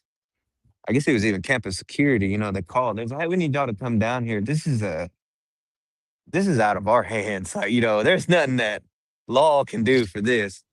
And they go, my uncle goes, well, what's going on? He goes, "Man, I could tell you over this phone." He goes, "But it's better that you come down here and just look." He goes, "But you might want to bring your Bible. And he goes, you got holy water. He goes, you might want to bring that too." He goes, "Oh man." He goes, "Well," he goes, "All right." He goes, "Let me call my brother-in-law," which was my other uncle, you know what I mean? So they're both there. So he calls him up. He goes, "Hey, something's going on in one of these dorms. And they tell me that there ain't nothing they can do and that I better bring my Bible and holy water. You want to come help me?" He goes, "Yeah." He goes, "We better go see what's going on. They might need us." So they said they finally get to that dorm and they go, "Hey, what's going on?" They said, "All right, this is what's going on." They go, "There's this man in there." And I guess at the time, he was goth or emo, back then. But back then, that was more like it was weird. It was more weird for people to be like that too, though. So I guess he was a gothic type guy, and they go, he's like gothic, but they go, "He's a real good kid normally." And, they go, "Man, his grades fell off." They said his attitude's real ugly. And then they go, and he goes, "His room stinks, like there's taking food in there, ain't bringing it out. And we just it stinks to the high heavens in there." And they go, "Dude," they go, he ain't acting right." And they say, "Well, what do you mean?" And they go, "Man, we think, well, that's what we called y'all for. We think he's possessed." I go, "Oh man." They go, "Yeah, well, we better go check it out." They go, "No, that ain't the worst part." They go, "What?" They go, "Yeah." They go, "Well, ever since these kids reported that he started acting like that, he's been drawing this picture of a beast." And they go, and this beast is starting to come out of this drawing. Hmm. They go, "What do you mean?" And so I guess my uncles go in there and they look, and he had put a picture of this beast that he had drew, and it was starting to come out of it. Like they said, the hair off of the beast was starting to come out of the picture, and they said that they tried to take it off the door, did whatever they needed to do, got all that off, but they said it would just keep coming back. So they did what they needed to do. I guess it turns out he was possessed. They got him cured and all that. But whatever it was that he had did and fashioned up or whatever was made, they had to basically destroy that door finally because whatever it was going to just keep trying to keep coming through that door. So I guess he opened up a portal. It was about to release something if they wouldn't have caught it, and all they knew how to do was destroy that door. And like it's high school, so the way they kind of explained it was, a congregation of spiritual people kind of came in after that too. I was like, we'll take care of it. Damn. That's And that one's cool. always been a weird one. Mhm. Yeah, I was gonna say when it came down to a dormitory, was it a government dormitory or the Catholic dormitory? I think at first it might have started off like that with the church, but now the government owns it. It's Mm. Haskell's Indians University, Mhm. so I know it's part of the Missouri. Indian Ed now. Any Yeah, word that was used to try to strip the indigenous identity away from kids is always a spot for bad poltergeists and bad shadow people and horrible experiences. Well, you had a set, That always comes with it. Uh-huh. yeah, you had a set of when it first started on the other side before Indian Ed took over and started coming in and changing all the atrocities and all that. You know, it was a boarding school, like you said, ran by whomever, Catholics, Christians, however it went.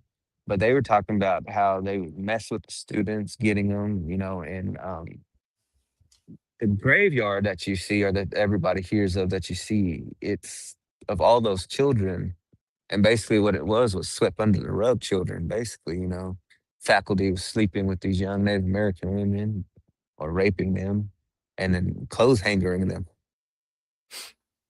It's one of them old instances. I know everybody hears about that. But yeah, a lot of that went on out there. So there's graves and a lot of that. That leads me into the story that I was telling you. Once again, it's my mom, my two aunts, my mom's little sister. You can walk the main road all around, and it's like a good mile and a half. So a lot of people like to walk it to exercise it, and it just takes you around all the campuses basically. So we're sitting there, and we're walking, and we're fixing to come up on this graveyard, and in a thick guttural growl, you hear my name ring out, and everybody heard it. My mom, my aunts, everybody. Oh, well, my you aunts look, they go, "Yep, it's time to go." My mom was like, "Hey, we go get done walking." They go, "Nope, not when you hear something like that. Just get to the car. It's time to go." I go, "That's enough for me." They go, "Nothing should be ever doing that." They go, "And anytime you ever hear that, leave." well, Yeah, we were fixing to round that corner and come up by that graveyard. And yeah, I heard something. well, this looks Man. like we get enough fundage, man. We got to do like a paranormal road trip and visit all these areas, bro. I would love to see and put a place and picture to There's these incidents, man. For real. there's the old gym. You can still hear them running basketball games in there. And won't nobody be in there, but man, you can be out there at night or day. That's just how paranormal it is there. And you'll hear shuffling, the basketball. Damn. Wow. Oklahoma, Missouri, here we come. That Include was another. Kansas. Yeah, that one was Lawrence, Oh, Kansas. Kansas. Lawrence. Lawrence, Kansas. All And then that'll right. bring me to another one. There's a story. There was these kids when they were going in and during that Quantrell raid and all that when the Southerners were coming in to burn Lawrence down for being a free state. There's a story that there's these two boys that when this started to happen, they bailed out against their parents' wishes and they went off to fight in the war and they lost their lives being honorable. So there's a park built around their house now. And there's an old fable, they're like, hey, if you're around here at this certain time of night, you'll see them two entities come barreling out of that window and ducked down and took off running down that road. So, we're all like first year of high school. We're all out there at that park. Not even worried about that. I think we were just out there being knuckleheads or something. Hey man, sure enough, here come these two boys barreling out this house, going down, jumping off the thing and barreling down the road. We're thinking like somebody broke into the house. And my one homie's like, no, y'all remember that myth they talked about in school? They go, yep. They go, yep, we just seen it. Man. Dang. Hey, Kyle. Everyone on here is everyone here is pouring out a lot of love on the chat, saying they love the stories. You have so many great stories, and there's also a lot of love of how much they love your accent. So, great job tonight, brother Kyle. I try not to use an Great job, accent man. too. Trying to use your res Southern Just accent trying to, combo. yeah. I guess I did it right then. I was just trying to use my voice because I'm like, man, let me not get on here and talk like this or talk like that. Have somebody in the comment, hey, that ain't even how we talk. He made Hell that yeah, voice hell up. yeah. Hell yeah, Man. man. We're running towards the end of our show, guys. Is there any final shout outs you want to give, Kyle, before we close out the show tonight? Yeah, man. I just like to give a big shout out once again to y'all and Don't Whistle at Night Nation. Without any of this, y'all wouldn't have these stories without these two, putting out a lot of good work, y'all are. Putting a lot of good medicine in and out there. I know a lot of times, like you said, certain times people get mad when we get on the show and talk about some of what we talk about, but it needs to be talked about. There's a reason we were told all these legends and stories and things. I don't feel like I got on here or will get on here. Hopefully, y'all have me back because we ain't even get to my skinwalker stories or the rabbit. Oh yeah. Yeah. That I did And I mention that still at have the be- some. Yeah, I I still did have mention. some Bigfoot stories too. Hell yeah. Yeah. Yeah. Heck And yeah, man. Welcome to the family again, brother. Go ahead. yeah, Sorry. man. The last one, and this one's just on my heart, being Stajat too, is if y'all have time, any of y'all watching, go check out justiceforhickeyground.com. It's a fight that we're going through to save our motherlands back home. Our ancestors have been abruptly taken out of their resting homes and are being held at Auburn University against their will. And we just want to put them back. Right. 'Cause, Okay. they should have never been bothered. Yeah. But yeah. Oh yeah. Man, other than Well, that, anytime y'all solidarity need will me stand back. with you guys on that. Oh heck yeah, man. If anyone cancels out on the schedule closing out this year, we'll definitely bring you back because shoot, man. I mean, you're a reporter from your side, you're from your neck of the woods, and just hearing your experience, your life. Darren and I have really great imagination, so we're just right along there with you along the ride. So appreciate that, man. Thank you for coming on. Welcome to the family again, brother. I know. All right. How about you, Darren? You got anything you want to share? Yeah, I did mention the rabbit man, the bunny man. Hoping to get there, but hey, that just leaves you guys on a cliffhanger and myself on a cliffhanger for a part two, man. So I Oh yeah. appreciate you jumping on and man, some of these stories, dude, it legit gave me chills, dude. Like man, I can't imagine that, but I will. Just gave myself chills, dude. Just sitting there trying to put my place in your life events, So, oh man, that's creepy. Really good stuff, though. Really good stuff. But I do agree with you. Uh, we do need to talk more about this. As a kid, I always grew up like, hey, don't do that, and you're like, why, and then they would never give you an answer. So, How was hey, that same one? thing. Yeah. Same thing with the paranormal stuff. They would say, don't talk about it, leave it alone. Like so. Man, we didn't get into a lot of that either. Next time. Yep, Because I know yep. there's Next time. stuff we was rattling off one day, man. I know that TikTok, you hopped off so I could hop on. And that's Mm, kind of what I was going on about that. And I'm glad you brought that up. So, man, part two, we'll have to get into that too. yep. Oh yeah. Sure. Especially time living on the Navajo Nation and how good you got at making hickeys. The sacred Yeah. tradition right there. Hickey making, hickey making and teepee creeping. Yeah. There's Ain't it? the reason why there's a lot of Navajos out there. No, I'm just kidding. Oh yeah, man. Appreciate it again. Mhm. Everyone's pouring out a lot of love for you here, including your accent. So next time, make sure you bring on your cowboy hat and your Wranglers. Nah, just kidding. Oh, I'll do it from the house. That way everybody can hear me first time. We won't Oh be at yeah, we won't be man. at Freak Fest, aka Creek Fest. But hey, man, do me a favor while you're out there. Whenever you're in Shodo, Oklahoma, go to that Amish family restaurant and enjoy some good catfish on Fridays, brother. And then they have some fried chicken too. So some good stuff over there. Think That's beside. Sterling ripped the catfish for me, brother. You ever seen Oh Reservation man. Dogs? I don't think I'm Yeah. like, nope. Oh man. Oh shoot. Yeah. Uh, yeah. Oh, yeah. Yeah, that. Go ahead, Darren. You gonna Oh say yeah. something?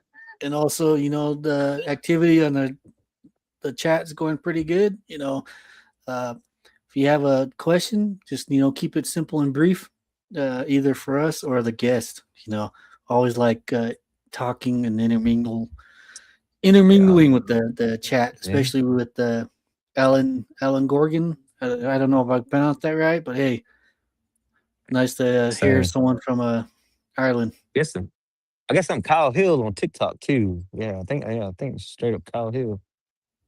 Hmm. Any Oh yeah, yeah. stories? I want to pick my mind about anything, man. Y'all come on through. Don't be afraid. Oh yeah, yeah, for sure. Facebook too. He's on Facebook too. Let's Facebook. read this one comment off.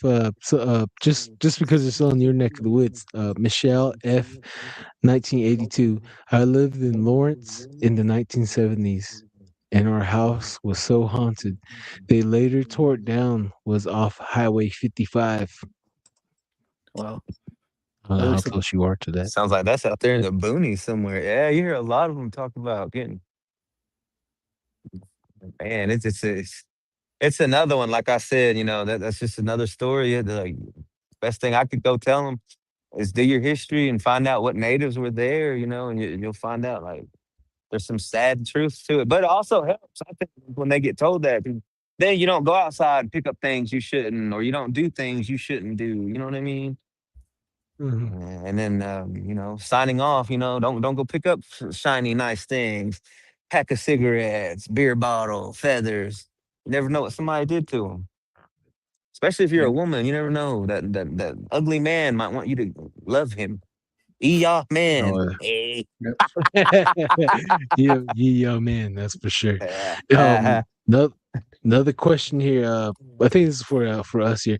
Nivea's Angel, are they made by elders or does anyone make them? Does someone pray as they create the sand paintings? Yeah, Nivea's Angel. There's a couple medicine mans. There's either 3 or 4 sometimes, depending. Um, as they're doing the each layer, each different color is made by different herbs, and each of them are sang by different song at a specific order depending on what kind of song for specific reasons. Some of them sand paintings are made on the ground as a portal and spirits come through to help the patient. um, that's the good way. Then people also use it the bad way. So sand painting is used for good and bad, that what I've been told. And seeing some of the signs in some of the skinwalker caves, it's legit. So you have to find a medicine man, a practitioner to get that sand painting. Yeah. Yep. That's the question right there. And yeah, yes, Little Wolf C13. You can find Kyle Hill on Facebook. I tagged him with the banner. This if you didn't find us on Facebook, I go think I for it. sent Lil Find us. Wolf a request on TikTok. Oh, right. okay. Shout Awesome. out Little She's Wolf good too. people. Yep. Good Good people. people. Yep. Yep. And Alan Garnigan, thank you, Don and Darren. It's great to be here listening to these amazing Native American stories. Oh, thank you, Alan Garnigan. Much love out there in Ireland. Mhm. Take care. Y'all doing Heidi anything after Goal. this? Oh yeah. On Gonna go any look for y'all going Bigfoot out anywhere else there. after this, or this it for y'all for tonight? Probably take my son to the park. Go hit the Ooh, gym or something. What yeah. about you? What about you, Darren? Well, I gotta maintain the house right here and check around the property line. Usually, when I do these lives like this, I usually have a live visual of the cameras too. So I gotta go take a look around the house. Like you're saying, man, it's haunted. Haunted.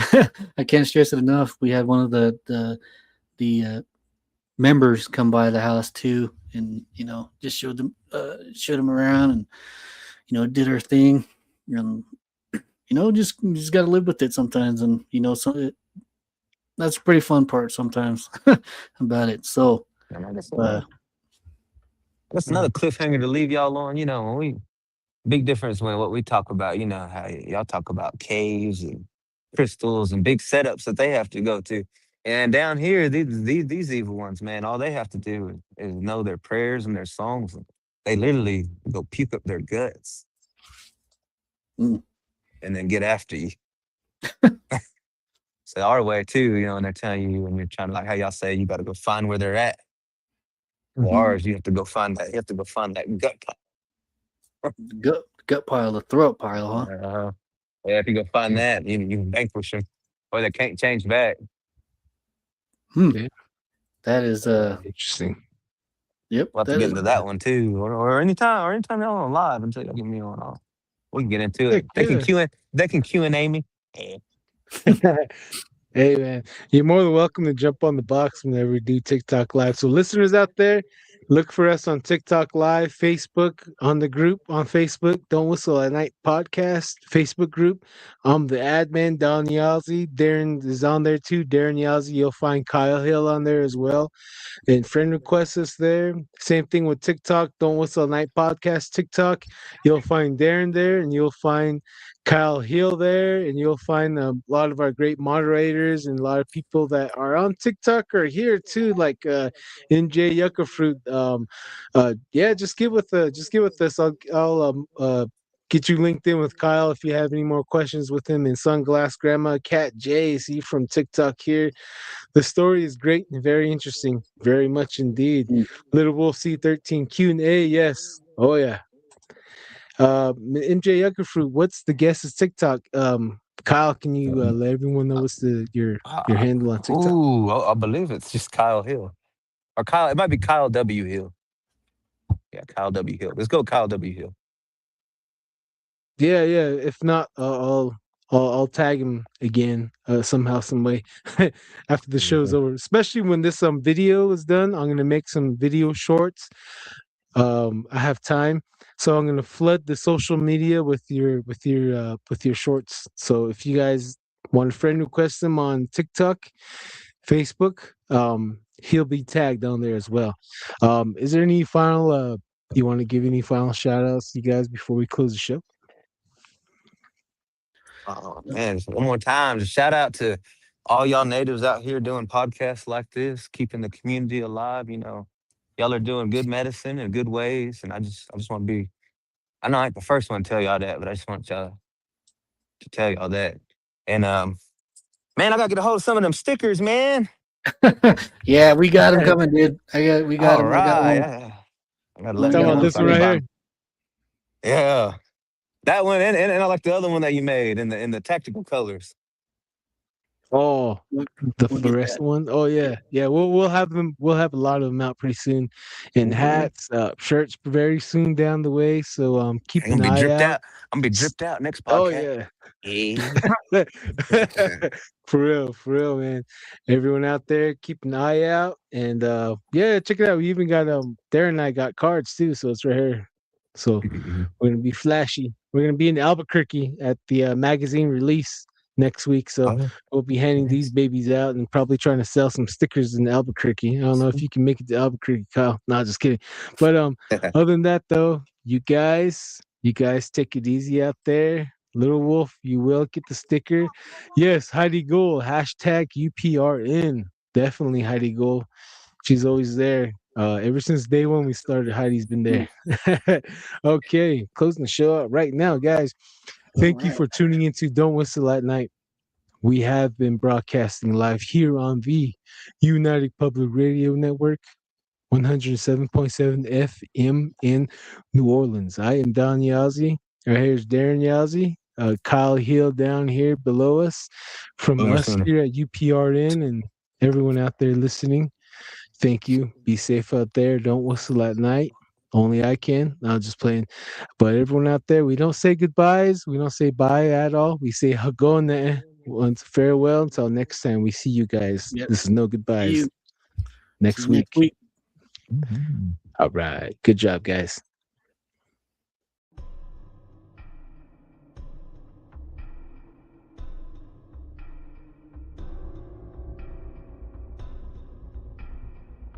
Welcome to Don't Whistle at Night podcast, where Navajo legends echo in the shadows.